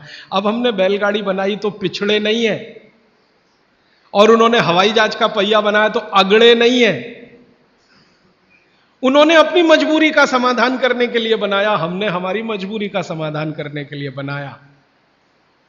वो जो कहते हैं ना, invention is the mother of necessity. हमारी जरूरत थी कि वात हम कम रखें अपने शरीर में और जानवरों के शरीर में, क्योंकि गर्म देशों में वात वैसे ही बहुत बढ़ता है। तो इसको कम रखने के लिए इसलिए सिलबट्टा है, धीरे धीरे चलता है। और वो जो आपके घर में है मसाला पीसने वाली मशीन, मिक्सी, एकदम फास्ट, ये यूरोप के लिए है, आपके लिए नहीं है। हमारा तो वो धीरे धीरे वाला ही अच्छा है। चक्की धीरे धीरे चलती है, यूरोप से आई हुई चक्की बिजली की जो है ना एकदम फास्ट चलती है। अब मैं जो एक बात कहना चाहता हूं, जो 4 साल से 5 साल से हम कर रहे हैं। हमारा एक केंद्र है भीलवाड़ा में, वहां हम चक्की चलाते हैं। भीलवाड़ा केंद्र हमारा भारत का सबसे अच्छा केंद्र है आज की तारीख में। आगे और कोई बन जाए चेन्नई में तो शायद भगवान सुन लेगा। भीलवाड़ा केंद्र में आप में से कोई भी राजस्थानी हो तो हमारा केंद्र जरूर देखने जाइए। भीलवाड़ा में नागौरी गार्डन है, वहां पर हमारा केंद्र चलता है, उसका नाम है स्वानंद। हमारे सभी केंद्रों का नाम स्वानंद है, हमारा ब्रांड नेम स्वानंद। तो उस केंद्र में हम चक्की चलाते हैं। चक्की चलाकर गेहूं का आटा बनाते हैं, जवारी का आटा और बाजरी का आटा, सब तरह के आटे। और वो आटा भीलवाड़ा के 100 परिवार 125 परिवार के लोग नियमित रूप से लेके जाते हैं और खाते हैं। वो 100-125 परिवारों का सारा डाटाबेस हमने बनाया है। अब वो 100-125 परिवारों को 4 साल चक्की का आटा खिला खिला के हम पूछते रहते हैं, भाई क्या हो रहा है? तो कहते हैं एसिडिटी खत्म हो गई। और क्या हो रहा है? कहते हैं जी घुटने का दर्द कम हो गया। और क्या हो रहा है? नींद अच्छी आ रही है। और क्या हो रहा है? पित्त की बीमारियां कम हो गई हैं। और क्या हो रहा है? वो कहते हैं जी ब्लड प्रेशर भी कम हो रहा है। तो ऐसी 28-30 बीमारियों पर हमारी नजर है, और 4 साल में हर बीमारी के बारे में वो कह रहे हैं कम हो रही है, कम हो रही है, कम। मैंने कहा कुछ बढ़ रहा है? तो उन्होंने कहा आनंद बढ़ रहा है, सुख बढ़ रहा है, खुशी बढ़ रही है। क्या? बस वो चक्की का आटा खा रहे हैं और कुछ नहीं। फिर मैंने कहा कि आप माताएं जो लेके जाती हैं आटा, मैं पूछा आप बताओ जी आपका ऑब्जर्वेशन क्या है? तो उन्होंने कहा ये जो चक्की का आटा, इसकी रोटी इतनी नरम होती है, और वो जो बाजार का आटा लाते हैं उसकी रोटी थोड़ी ही देर में कड़क होती है। और वो कहते हैं कि हमारे घर के लोग जब से ये चक्की का आटा आया 2 रोटी ज्यादा भी खाते हैं तो शिकायत नहीं करते, और ये बाजार के आटे की 1 रोटी भी ज्यादा खाई तो पेट में गैस बनना शुरू हो जाती है। माताएं ये कहती हैं। माताएं कहती हैं बच्चे भी उनकी रोटी पसंद से खाते हैं, घर के लोग भी अच्छे से खाते हैं। अब वो ये कहते हैं जी एक केंद्र से 2 कर दो, क्योंकि उसकी पूर्ति नहीं हो पा रही। एक केंद्र 100 घरों का ही आटा बना पाता है रोज, क्योंकि 15-20 महिलाएं वहां चक्की चलाती हैं। हम दूसरा बनाने की सोच रहे हैं, तीसरा बनाने की सोच रहे हैं। फिर एक दिन मैंने सोचा कि ये रास्ता तो गड़बड़ है, अगर हम ऐसे केंद्र बनाते जाएं तो ये रास्ता तो गड़बड़ है। अच्छा ये है कि हर घेर में ही ये केंद्र हो जाए। इसमें तो अंत में हम कहां फंस जाएंगे, जगह जगह केंद्र बना के हम तो फंसने ही वाले हैं कि भाई अब हाथ का आटा बना के दे दो। तो ये तो हम बिजनेस में नहीं जाना चाहते। हमारा उद्देश्य ये है कि हर घर में आटा बनाने की चक्की आ जाए। तो अब हमने वहां चक्की रखवाना शुरू किया, आप ले जाओ जी अपने घर में ये चक्की से आटा बना लो, आप भी स्वस्थ रहेंगे, घर भी स्वस्थ रहे। तो वही मेरी आपको विनंती है कि घर में चक्की वापस लाइए और सिलबट्टा भी वापस लाइए। मसाला पीसना है तो उस पर पीसिए, आपको चटनी बनानी है तो उस पर बनाइए, चटनी का स्वाद भी अच्छा होगा और उसके जो सूक्ष्म पोषक तत्व हैं वो भी अच्छे रहें। और एक छोटी सी आखिरी बात, आज के लिए समय हो गया, आखिरी बात ये है, मैं आपको विनम्रता पूर्वक जो कहना आया वो ये कि आपके रसोई में पिछले 20-25 वर्षों में जो बदलाव आया, रसोई में 20-25 वर्षों में हमारे बीमारियों का सबसे बड़ा कारण वो बदलाव है। रसोई बीमारियों का कारण नहीं है। रसोई तो भागवत जी कहते हैं दुनिया का सबसे पवित्र स्थान, सबसे पवित्र स्थान। लेकिन उसमें बदलाव आ गया। बदलाव क्या आया? पहले चक्की होती थी, सिलबट्टा होता था, अब मिक्सी आ गई, या तो हमने कोई मशीन ले ली, और अब तो मशीनें रोटी बनाने की भी आ गई, रोटी बनाने की भी मशीन हमने ली। तो रसोई घर में जितनी हमने बदलाव लाया टेक्नोलॉजिकल, ये सब बदलाव ने हमको बीमार बनाया, माताओं को तो ज्यादा बीमार बनाया। मैंने पिछले 20 साल की जितनी रिसर्चेज हैं रसोई घर से जुड़ी हुई, इन सबको ध्यान से देखा तो पता चला कि हमने विकास के नाम पर अपने ही घर को बीमार बनाने की क्रिया शुरू की है। और रसोई घर में जितनी चीजें हैं उन्होंने महिलाओं का शरीर श्रम घटाया। जैसे वॉशिंग मशीन आ गई, इसने आपका शरीर श्रम घटा दिया। चक्की आ गई, उसने माने बिजली की चक्की आई, उसने आपका शरीर श्रम घटाया। सिलबट्टे का शरीर श्रम आपका घटा मिक्सी के आने से। हर जो चीज आई है, ओवन आया आपके यहाँ, माइक्रोवेव ओवन आया, फिर ये फ्रिज आया, इसने आपका शरीर श्रम घटाया। और शरीर श्रम घटाने के लिए नहीं है, भागवत जी कहते हैं कि शरीर श्रम घटाने की एक ही उम्र है, 60 के बाद। जब आप 60 के हो गए तब आप शरीर श्रम कम करते जाइए। 60 साल तक तो शरीर श्रम कम करने की जरूरत नहीं, 18 से लेकर 60 साल तक शरीर श्रम चाहिए ही, शरीर श्रम चाहिए। तो थोड़ा थोड़ा श्रम आप करते रहें। अब तो हमने पोछा लगाने वाला भी मशीन ले आया, झाड़ू लगाने वाला भी मशीन ले आया, रोटी बनाने वाला भी मशीन आ गया, चटनी बनाने वाला भी मशीन आ गया, रोटी को रखने वाला भी मशीन आ गया। अब सब कुछ मशीन आ गया तो आप भी मशीन ही हो जाएंगे। और आप हो गए हैं। पता है मशीन हम कैसे हो गए? जिंदगी का रस चला गया, आनंद चला गया। पहले घरों में काम करते समय जो रस था, आनंद था, वो सब चला गया। कैसे चला गया? मैंने बचपन का मुझे याद है, माताएं बहनें काम करते करते बहुत सारे गीत गाती थी, गीत गाती थी। अब वो काम ही बंद हो गया तो गीत भी बंद हो गए। अब किसी भी मां को पूछो कि 20 साल पहले बच्चे के पैदा होने पे क्या क्या गीत गाए जाते थे, याद ही नहीं है। तो अब क्या करते हैं, जो सिनेमा के गीत हैं उनका सीडी लगा के चला देते हैं। घर में बच्चा पैदा हुआ तो चोली के पीछे क्या, तो चीज बड़ी है मस्त मस्त, आती क्या खंडाला तो जाती क्या खंडाला, ये घर में बजाए जा रहे हैं। कब? जब बच्चा पैदा हुआ। क्योंकि मां को बच्चा पैदा होने के समय के गीत ही याद नहीं है, क्योंकि वो गीत गाने के लिए जो समय मिलता था काम करते करते, वो समय चला गया तो गीत चले गए। शादी के समय क्या क्या गीत गाए जाते थे याद नहीं है। अब तो वो डीजे ले आते हैं और वीजे पता नहीं क्या क्या उसको बोलते हैं, बड़ा साउंड बॉक्स, और लगा दिया और ऐसा शोर कान फोड़ने वाला जिसकी न सुर न लय न ताल। तो हमारे यहां काम में आनंद था। देखिए मैं आपसे विनम्रता पूर्वक एक बात कह सकता हूं कि भारत की कोई भी मां शरीर श्रम से थक सकती है, बोर नहीं हो सकती। यह शब्द बोरियत भारतीय शब्द नहीं है, यह अंग्रेजों का शब्द है। हिंदी में वैसे का वैसे ही हमने ले लिया, बोर होना। जी हम क्या कर रहे हैं, बोर हो रहे हैं।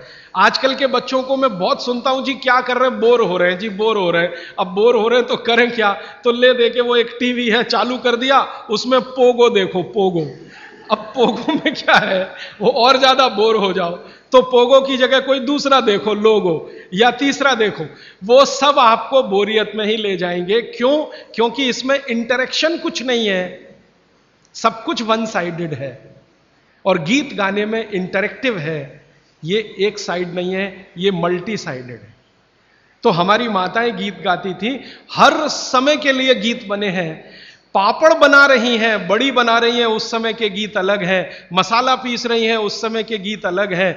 शादी के लिए मसाला पीस रहा है, उस समय के गीत अलग हैं। शादी के लिए पापड़ और बड़ी बन रही हैं, उस समय के गीत अलग हैं। ये गीत इकट्ठे आजकल मैं कर रहा हूं, हजारों की संख्या है गीतों की, लेकिन इनको लिपिबद्ध हम नहीं कर पाए, किताबें नहीं छपी, इनकी नोटबुक्स नहीं बनी, तो धीरे धीरे खत्म हो रहे हैं या तिरोहित हो रहे हैं। इन गीतों में जो सुर है, जो लय है, जो ताल है, वो हर मां के लिए आसान है। हर मां उस सुर और लय और ताल में गा सकती है। आवाज का पिच ऊपर नीचे हो सकता है, लेकिन सुर लय ताल वो सबको एक जैसा है, मालूम है, उत्तर से दक्षिण, पूरब से पश्चिम।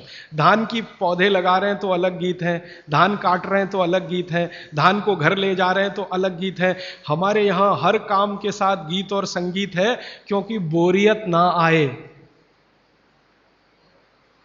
और आज जो आधुनिकता में से निकला है, मॉडर्निज्म में से निकला है, इसने सब कुछ खत्म कर दिया, तो बोरियत ही आएगी। समय आपका ले लिया तो बोरियत आएगी। तो भागवत जी कहते हैं कि आपका जीवन, ये अब उनका 5वां सूत्र है, आपका जीवन जहां आप रहते हैं, जहां आप रहते हैं, माने आप मद्रास में रहते हैं तो यहां की जो आबो हवा है, जो यहां की तासीर है, उसके हिसाब से चलना चाहिए। राजस्थान में रहते हैं तो वहां की आबो हवा तासीर से चलना चाहिए। तो हर आबो हवा और तासीर में खास तरह के गीत, खास तरह का संगीत, खास तरह का श्रम, ये हजारों साल पहले बना और विकसित हुआ है। ये वापस आएगा, मुझे इसके बारे में थोड़ी शंका होती है, लेकिन हम प्रयास करेंगे तो जरूर वापस आ सकता है। इतना मुझे भागवत जी के 5 सूत्र अब तक मैंने आपसे कहना है। अब इन 5 सूत्रों पर कोई भी सवाल हो तो आप पूछ सकते हैं। मैं आपको भागवत जी के 50 सूत्र बताऊंगा अगले 28 तक, अभी तक 5 बताए। कोई सवाल पूछना चाहें तो जी पूछिए, हाथ उठाइए। और मेरी विनती है भैया, कोई उठ के ना जाए प्लीज, थोड़ी देर रुकिए। ये सवाल हो सकता है आपके भी काम के हों, जरूरी नहीं है कि जिन्होंने पूछा उन्हीं के काम के, हो सकता है आपके भी काम के हो। थोड़ी देर सब रुकिए प्लीज। हाँ, आप मेहरबानी करके इन 5 सूत्रों को क्रम से एक बार फिर से बता दें। हाँ, अगर कागज पेन है तो लिख लीजिए, कॉपी है तो लिख लीजिए, डायरी है तो लिख लीजिए। और मैंने आपसे कल भी कहा था, आज फिर कह रहा हूं कि नहीं लिख पाए तो भी चिंता मत करिए, ये सब सूत्रों की पुस्तकें भरपूर मात्रा में आ गई हैं। एक भाई कौन लेके आए, उनका मैं धन्यवाद देना चाहता हूं, ट्रांसपोर्ट में जाके, अंजनी कुमार जी हैं, हाँ बहुत धन्यवाद आपका। ये अंजनी भाई, हमने कई पुस्तकें ट्रांसपोर्ट से भेजी थी, वो आ गई हैं, यहां पीछे हैं भरपूर मात्रा में। ये सब सूत्र उनमें विस्तार से है, मैं तो शॉर्ट में बता रहा हूं, आप वो भी ले जा सकते हैं। बाहर आज स्टॉल पर भरपूर पुस्तकें। हाँ, 5 सूत्र फिर से बताता हूं। सबसे पहला सूत्र जो मैंने कल कहा था कि भोजन को बनाते और पकाते समय सूर्य का प्रकाश और पवन का स्पर्श ना मिले तो वो भोजन नहीं करना। अब सूर्य के प्रकाश और पवन के स्पर्श का लंबा विश्लेषण मैंने कर दिया था कि आप प्रेशर कुकर का खाना नहीं खाना, माइक्रोवेव का खाना नहीं खाना, रेफ्रिजरेटर का खाना नहीं खाना। ये दूसरा जो सूत्र था भागवत जी का कि खाना पकने के 48 मिनट के अंदर खाना पकने के 48 मिनट के अंदर खा लेना, बचना नहीं चाहिए। दूसरा सूत्र वो मैंने विस्तार से समझा। तीसरा सूत्र था कि खाना बनाने का जो सामान है, जैसे गेहूं का आटा, चने का आटा, दाल का आटा, या तो बाजरी, मक्की वगैरह वगैरह, तो गेहूं 15 दिन, क्या माने गेहूं का आटा 15 दिन पुराना तक खा सकते हैं। और ये जो मोटे अनाज कहे जाते हैं, ज्वारी है, बाजरी है, मक्की है, ये 7 दिन पुराने से ज्यादा ना हो। मतलब यह है कि घर में 15 दिन से पुराना आटा नहीं रखना, सीधा सा सूत्र है। हर 15 दिन पे नया आटा आता रहना चाहिए। उतना ही आटा पिसवाइए ना जितना जरूरत है। आप चक्की लाते हैं तो बहुत अच्छा, नहीं लाते तो भी चक्की पर जो आटा पिसवा कर ला रहे हैं वो 15 दिन से ज्यादा पुराना ना, ऐसा आप अपने घर में नियम बनाएं। तो ये तीसरा सूत्र है। चौथा सूत्र है भागवत जी का, जो मैंने आपको समझाया कि आप अपने शरीर श्रम को 60 साल की उम्र तक कम मत करिए।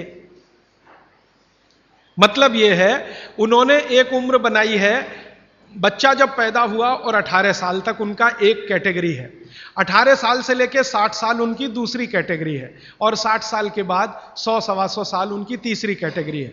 तो भागवत जी का सूत्र यह है कि 60 के आगे की जो कैटेगरी वाले लोग हैं, 60 से 100-125, इनके जीवन का श्रम कम होते जाना चाहिए, उम्र के साथ कम होते ही जाना चाहिए। ये ज्यादा श्रम ना करें तभी अच्छा है, इनको आराम ही करना है। तो 60 से आगे की उम्र वाले श्रम को कम करते जाएं उम्र के हिसाब। 18 से 60 के बीच के जो लोग हैं ये अपने श्रम को थोड़ा थोड़ा बढ़ाएं। 18 से 19 में थोड़ा ज्यादा, 19 से 20 में थोड़ा ज्यादा, 20 से 21 में थोड़े ज्यादा, ये है 18।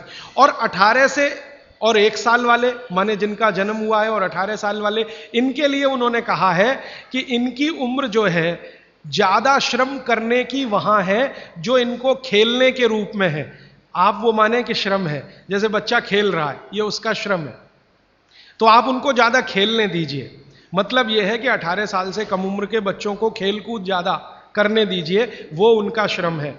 18 से 60 की उम्र में ऐसा श्रम जिससे उत्पादन भी होता हो। चक्की चलाई तो आटा बन गया, सिलबट्टा चलाया तो चटनी बन गई, माने उत्पादन कुछ ना कुछ हो। तो उत्पादक श्रम 18 से 60 के बीच में कम मत करिए, 60 के बाद इसको कम करते जाइए, और 18 से 1 साल के बीच के बच्चों को उत्पादक श्रम मत कराइए। यह है। और आखिरी सूत्र, माने आज के हिसाब से आखिरी सूत्र, कि आप अपने जीवन में तासीर का ध्यान रखिए, आबो हवा का ध्यान रखिए, वातावरण का ध्यान रखिए जहां आप रह रहे हैं। माने भौगोलिक परिस्थिति, एक शब्द में मैं अगर कहूं तो ज्योग्राफिकल कंडीशंस। तो आपकी जो आबो हवा है इसका ध्यान रखिए। इसका ध्यान कैसे रखना, मैंने आपसे उदाहरण के लिए में कहा था कि भारत गर्म देश है और कनाडा ठंडा देश है। गर्म देश के लोगों में हमेशा वात की प्रबलता रहती है, शरीर का दोष है, अब उसको क्या करेंगे, वात की प्रबलता रहे ही, पित्त और कफ आपका हमेशा कम रहेगा। इसलिए भारत के लोगों को वात के रोग सबसे ज्यादा है। भागवत जी कहते हैं कि भारत के लोगों को लगभग 70 से 75% रोग वात के हैं, 12 से 13% लोग रोग पित्त के हैं, और 10% रोग कफ के हैं। कफ के रोग हमारे यहां सबसे कम है, पित्त के थोड़े ज्यादा, वात के सबसे ज्यादा, क्योंकि हम गर्म जगह रहते हैं। तो आप ध्यान रखिए कि गर्म जगह में ऐसे काम मत करिए जिससे वात बढ़े। जैसे मैं आपको एक उदाहरण दूं, माफ करिएगा ये उदाहरण देते हुए, आप दौड़ लगाते हैं, रनिंग, इसमें वात सबसे ज्यादा बढ़ता है। हमारे यहां आजकल एक फैशन आया, मॉर्निंग में दौड़ो। दौड़ना नहीं है, चलना है। चलने और दौड़ने में अंतर आप समझते हैं। दौड़ने में ऊर्जा बहुत शरीर की, गर्मी बहुत शरीर की बढ़ेगी और वात को बढ़ाएगी। वात बढ़ेगा तो ये घुटने बहुत जल्दी आपके थकेंगे। आप देख लो जितने हिंदुस्तान के रनर हैं ना, रनर 100 मीटर दौड़ने वाले, 200 मीटर, 35 साल के बाद किसी के घुटने काम नहीं करते, सब बैठ गए। मिल्खा सिंह को मैं मिला हूं, वो कहते हैं यार उस समय जो मैं दौड़ गया ना, अब पता चल रहा है कि उसका क्या असर। परमानेंट डैमेज हो गए हैं दोनों नी जॉइंट्स मिल्खा सिंह के। तो भारत दौड़ने वाला देश नहीं है। माने सुबह आप जाओ तो मॉर्निंग वॉक के लिए जाओ, रनिंग के लिए मत जाओ। जाओगे तो वात बढ़ेगा, बात बढ़ेगा तो तकलीफ आए। तो भागवत जी बहुत गहरी बात कह रहे हैं। जहां रहते हो वहां की आबो हवा और तासीर को ध्यान में रखो। हमारी आबो हवा गर्म है, गर्म हवा में वात बढ़ता है, ये याद रखो। तो वात बढ़े ऐसा कोई काम मत करो। और यूरोप वालों के यहां क्या है, कफ बहुत बढ़ता है क्योंकि ठंड है, ठंड में हमेशा कफ बढ़ता है। तो ठंडी लोग हैं, ठंडे देश हैं, ठंडा आबो हवा है, तो कफ बहुत बढ़ेगा। तो वो उसका ध्यान रखें जो कनाडा में रहते हैं, अमेरिका में रहते हैं, कि कफ मत बढ़ने दो। अब वात ना बढ़े हमारा, कफ ना बढ़े यूरोप और अमेरिका वालों का, तो सारी दुनिया निरोगी। पित्त जो है वो सम में वैसे भी रहता है, पित्त जो है ज्यादातर सम में ही रहता है। तो ये 5वां सूत्र है। तो ये 5 सूत्र मैंने फिर से आपको बता दिए। राजीव जी, आपके प्रथम सूत्र के अनुसार सोलार कुकर कितना उपयोगी है? हाँ, बहुत अच्छा सवाल है, मैं इंतजार कर रहा था कोई पूछे। देखिए, मेरे प्रथम सूत्र के अनुसार सोलर कुकर सबसे ज्यादा उपयोगी है, क्योंकि भगवान भागवत जी क्या कह रहे हैं? सूर्य का प्रकाश, पवन का स्पर्श। अब सोलर कुकर एक ऐसी अद्भुत चीज बनी है या बनाई गई है जिसमें सूर्य का प्रकाश सबसे ज्यादा। तो सोलर कुकर का खाना बहुत अच्छा। लेकिन कौन सा सोलर कुकर? देखिए, एक सोलर कुकर ऐसा आता है जिसमें डब्बे को बंद करके खाना बनाने के लिए रखते हैं ना, वो सब एल्यूमिनियम के डब्बे हैं, वो ध्यान रखिएगा।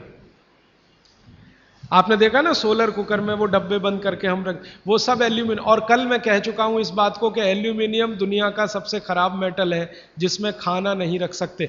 तो solar cooker as a technology अच्छी है, लेकिन उसके वेसल्स चेंज करें तो। एल्यूमिनियम के वेसल जब तक है तब तक ये सोलर कुकर का खाना जहर है, लेकिन सिद्धांत रूप में सोलर कुकर भारत के हिसाब से सबसे अच्छी टेक्नोलॉजी है। तो आप बोलेंगे फिर कोई वेसल बदल के उसमें रखिए, पीतल के रखिए, कांसे के रखिए। तो वो ये कहते हैं सोलर कुकर बनाने वाले के टाइम ज्यादा लगता है। मैं उनसे कहता हूं टाइम का बचाने का चक्कर छोड़ दीजिए, क्योंकि यहां टाइम बचाएंगे तो दूसरी जगह जाएगा, हॉस्पिटल में। तो जैसे ही सोलर कुकर में वेसल आ जाए पीतल के, कांसे के, आप उनका जरूर इस्तेमाल करिए। वो विज्ञान के हिसाब से, भागवत के हिसाब से सबसे उत्तम है। जब तक एल्यूमिनियम है तब तक मत करिए। मेरी एक विनती है, आप मुझे सर मत कहिए, या तो भाई कहिए, राजीव भाई कहिए, कुछ भी कहिए, सर मत कहिए। सारे नए इनोवेशंस पे आपने हाँ, बोला। हाँ। तो आपने रेफ्रिजरेटर के बारे में बोला, माइक्रो ओवन के बारे में बोला, पर आपने एयर कंडीशनर के बारे में नहीं बोला, because even that gives CFC, उसमें भी CFC छोड़ते हैं। वो मैं अभी पूरा नहीं हुआ, कल और परसों। और परफ्यूम्स बोलूंगा। So, कल can we परसों use अभी that? 28 तक ये विषय आएगा। So, भागवत can we का use सूत्र आएगा, उसके रेफरेंस में मैं बोलूंगा। आदरणीय राजीव भाई, आपके दूसरे सूत्र के हिसाब से 48 मिनट में खाना खा लेना चाहिए, पर जो बच्चे स्कूल सुबह चले जाते हैं और शाम को घर आते हैं, उनका हम क्या बहुत करें? अच्छा, उसके लिए मैं एक विकल्प बताता हूं। जो बच्चे आपके सुबह सुबह स्कूल चले जाते हैं, उनके लिए ये सूत्र कैसे अप्लाई होगा? मेरी विनती है कि बच्चों को खाना खिला के स्कूल भेजिए। आप बोलेंगे जी खाते नहीं है, मैं आपको इसका तरीका बता देता हूं कैसे खाएंगे वो खाना। हमारे शरीर की अपनी एक साइकिल है, और वो साइकिल ये है कि कोई भी खाना खाएं तो उसके 8 घंटे के बाद ही भूख लगेगी आपको। ये शरीर का अपना नियम है। तो बच्चों के ऊपर भी यही नियम है, पुरुषों के ऊपर, स्त्री, सबके ऊपर। तो साइकिल शरीर की यह है कि खाने के 8 घंटे के बाद ही भूख लगेगी। तो एक रात पहले का खाना उनको उस समय खिला दीजिए कि सुबह तक 8 घंटे पूरे हो जाए। माने अगले दिन शाम को ही खाना खिला दीजिए, रात को मत खिलाइए।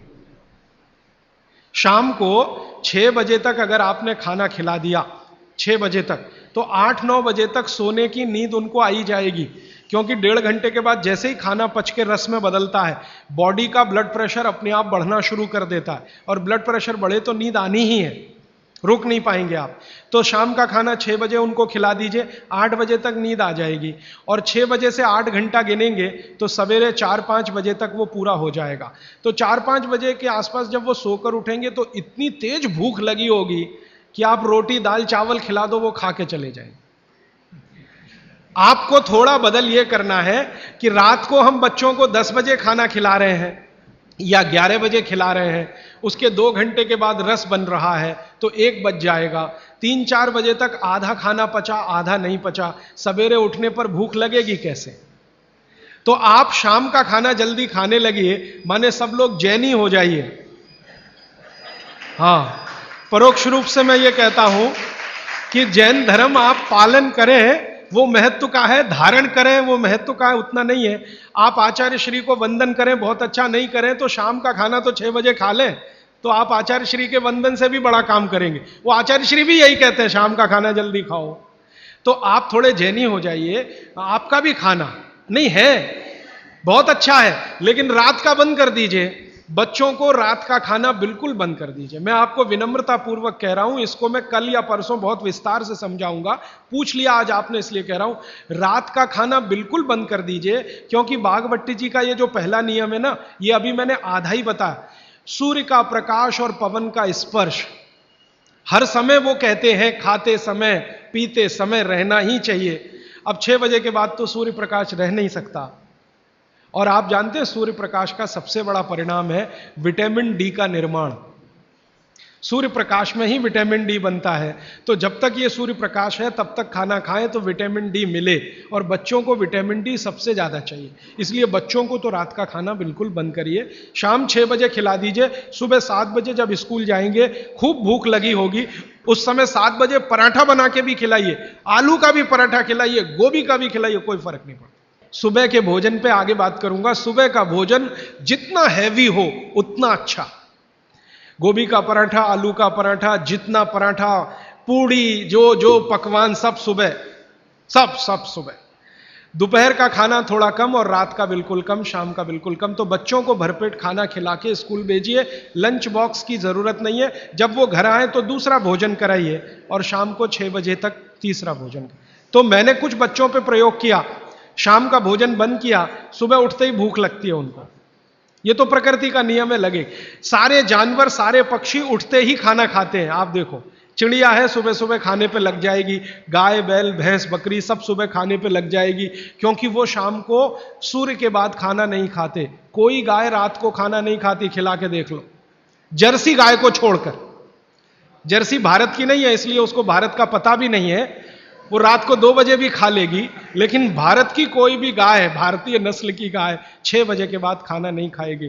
तो भारत की तासीर ऐसी है, इस तासीर को ध्यान में रखकर रात का खाना जल्दी करिए, सुबह भरपूर भूख लगेगी। और निवेदन इतना ही है कि खाली पेट बच्चों को कभी स्कूल मत भेजिए। खाली पेट तो कभी मत भेजिए। आपने कह दिया जी दूध पी के गया, दूध पी के गया माने एक तरह से खाली पेट, सॉलिड कुछ नहीं है। सॉलिड सुबह सुबह शरीर में जाना बहुत ही आवश्यक है, अगर भविष्य में आप उसको एसिडिटी, अल्सर, पेप्टिक अल्सर से बचाना चाहते हैं तो। हाँ प्लीज। हमारे चिंतकों ने कहा है, हमारे बुजुर्गों ने कहा, हमारे इतिहासकारों ने कहा है कि परिवर्तन ही जीवन है। तो क्या सारे परिवर्तन बेमानी है? अगर ऐसा है, अगर परिवर्तन बेमानी नहीं है, तो ऐसे कौन से परिवर्तन है जिसे हम अपनाएं, और ऐसे कौन से परिवर्तन है जिसे हम ठुकराएं? बहुत अच्छा सवाल, बहुत अच्छा सवाल है। देखिए, दुनिया में हर समय परिवर्तन होते हैं, ये प्रकृति का नियम है और यही जीवन है, ये बिल्कुल सही बात है। लेकिन हमें ध्यान ये देना है कि कौन से परिवर्तन हमारे अनुकूल हैं और प्रतिकूल हैं, बस इतना ध्यान देना है। अब इस बात को बागभट्टी जी कहते हैं एक सूत्र में, अब आपने पूछ लिया तो वो सूत्र भी वो ये कहते हैं कि जिस आबो हवा और परिस्थिति में आप रहते हैं, उसमें रहते हुए जो परिवर्तन होगा वो आपके अनुकूल है, और जो आबो हवा और परिस्थिति में आप नहीं रहते हैं, वहां जो परिवर्तन होगा और आप उसको धारण करेंगे वो आपके प्रतिकूल है। अब मैं इसको और स्पष्ट करता हूं। यूरोप और अमेरिका में पिछले 100 साल में जितनी रिसर्च हुई वो उनके लिए बहुत अनुकूल है। उनके लिए रेफ्रिजरेटर यूरोपियन लोगों के लिए बहुत काम की चीज है। जब मैं ये भाषण जर्मनी में दूंगा तो उल्टा ही बताऊंगा उनको। मैं कहूंगा जरूर रेफ्रिजरेटर लाओ, माइक्रोवेव ओवन भी रखो। उनके लिए बहुत अनुकूल है, क्योंकि उनकी कंडीशन में वो परिवर्तन हुआ है। हमारी कंडीशन में जो हम परिवर्तन करेंगे वो हमारे लिए अनुकूल होगा। अब जैसे मैं आपको उदाहरण दूं, चक्की है, चक्की, तो चक्की में एक परिवर्तन आज हुआ है, पहले वो नहीं था, आज हुआ है। हमने चक्की में बियरिंग लगा दिया है।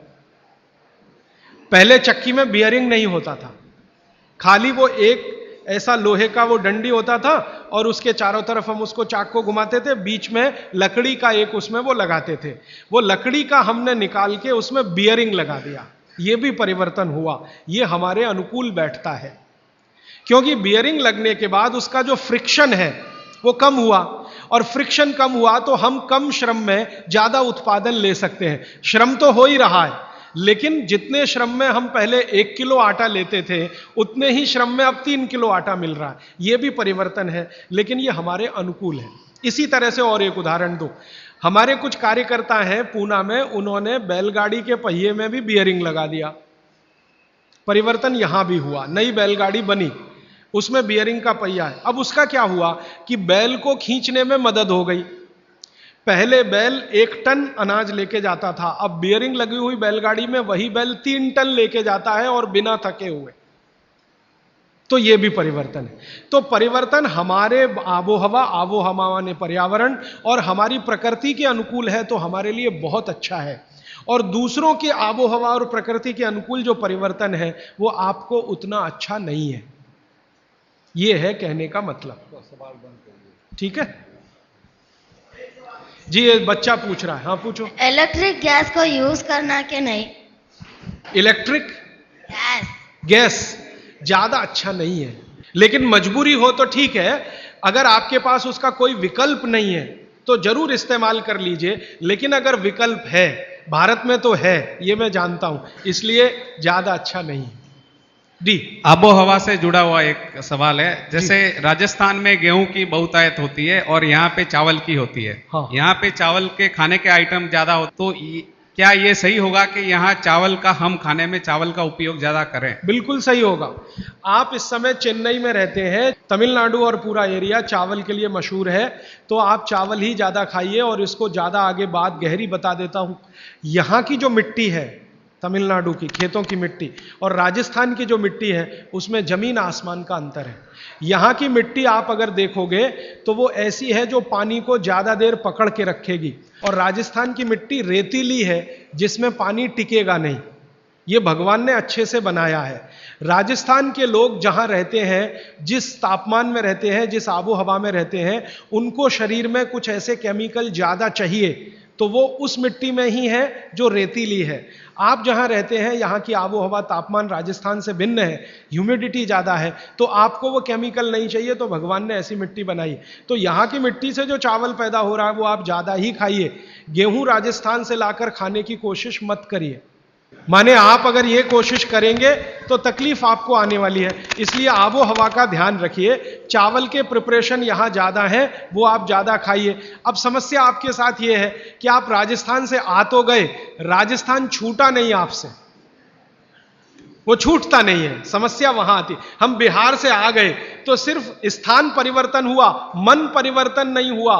मन अभी भी है राजस्थान में। माने मैं इसको ऐसे कहना चाहता हूं कि अनुकूल परिस्थिति हो गई तो आप वापस राजस्थान चले ही जाएंगे, क्योंकि मन नहीं छूटा। आपका मन नहीं छूटा है, इसलिए आपका स्वाद भी नहीं छूटा। यह सब मन का खेल है। मन से सारे स्वाद और वो सब जुड़े। मन नहीं छूटा तो स्वाद नहीं छूटा। तो आप फिर गेहूं मंगवाते हैं और उसको रोटी बना के खाते हैं, वो स्वाद के लिए तो ठीक है। पौष्टिकता के हिसाब से आपके लिए चावल ज्यादा ठीक है। तो शायद आपने एक बैलेंस बना लिया है कि रोटी भी खाते हैं, चावल भी खाते हैं, यही है ना? तो इसी को चलने दीजिए। मैं आपका मन छुड़ाना नहीं चाहता, क्योंकि मैं नहीं चाहता कि आप परमानेंट यहां रहें। एक दिन राजस्थान तमिलनाडु से अच्छा हो जाए तो आप चले जाएं, ये मैं चाहता हूं। तो मेरे लिए वो स्वदेशी के लिए अच्छा है। तो आप मन को और स्वास्थ्य को बैलेंस कर लीजिए। बैलेंस इसमें यह है कि 2-3 रोटी खा लीजिए और थोड़ा चावल खा लीजिए, ऐसा कुछ कर लीजिए। थोड़ा इडली खा लीजिए और थोड़ा हलवा खा लीजिए। हलवा इडली के साथ जरूर खा लीजिए बैलेंस के लिए। थोड़ा डोसा खा रहे हैं तो थोड़ा बाजरी का रोटी का 1-8 टुकड़ा या आधा बाजरी की रोटी का। ये मैं बताऊंगा आपको आने वाले समय में किसके साथ क्या खाएं और आपका बैलेंस बना रहे, टिका रहे।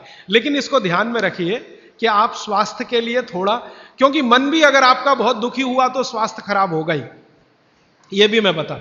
रोटी नहीं मिलेगी तो मन खराब होगा, तो उसका असर शरीर पे आएगा। इसलिए मन और स्वास्थ्य को बैलेंस करिए। जी आखिरी सवाल। हाँ राजीव भैया, ये जो आपने बोला कि एल्यूमिनियम खाने के हिसाब से बहुत गंदी चीज है, तो आज जो भी खाना पैक हो रहा है वो एल्यूमिनियम फॉइल या वो जो भी चीज है वो उसमें अंदर यूज आ रहा है, मतलब जो साइंटिफिक के हिसाब से या जो भी अभी जो पैकिंग वगैरह हो रहा है उसमें एल्यूमिनियम पे ज्यादा जोर देता है कि भाई एल्यूमिनियम में पैक है, आपका फ्रेशनेस रहेगा।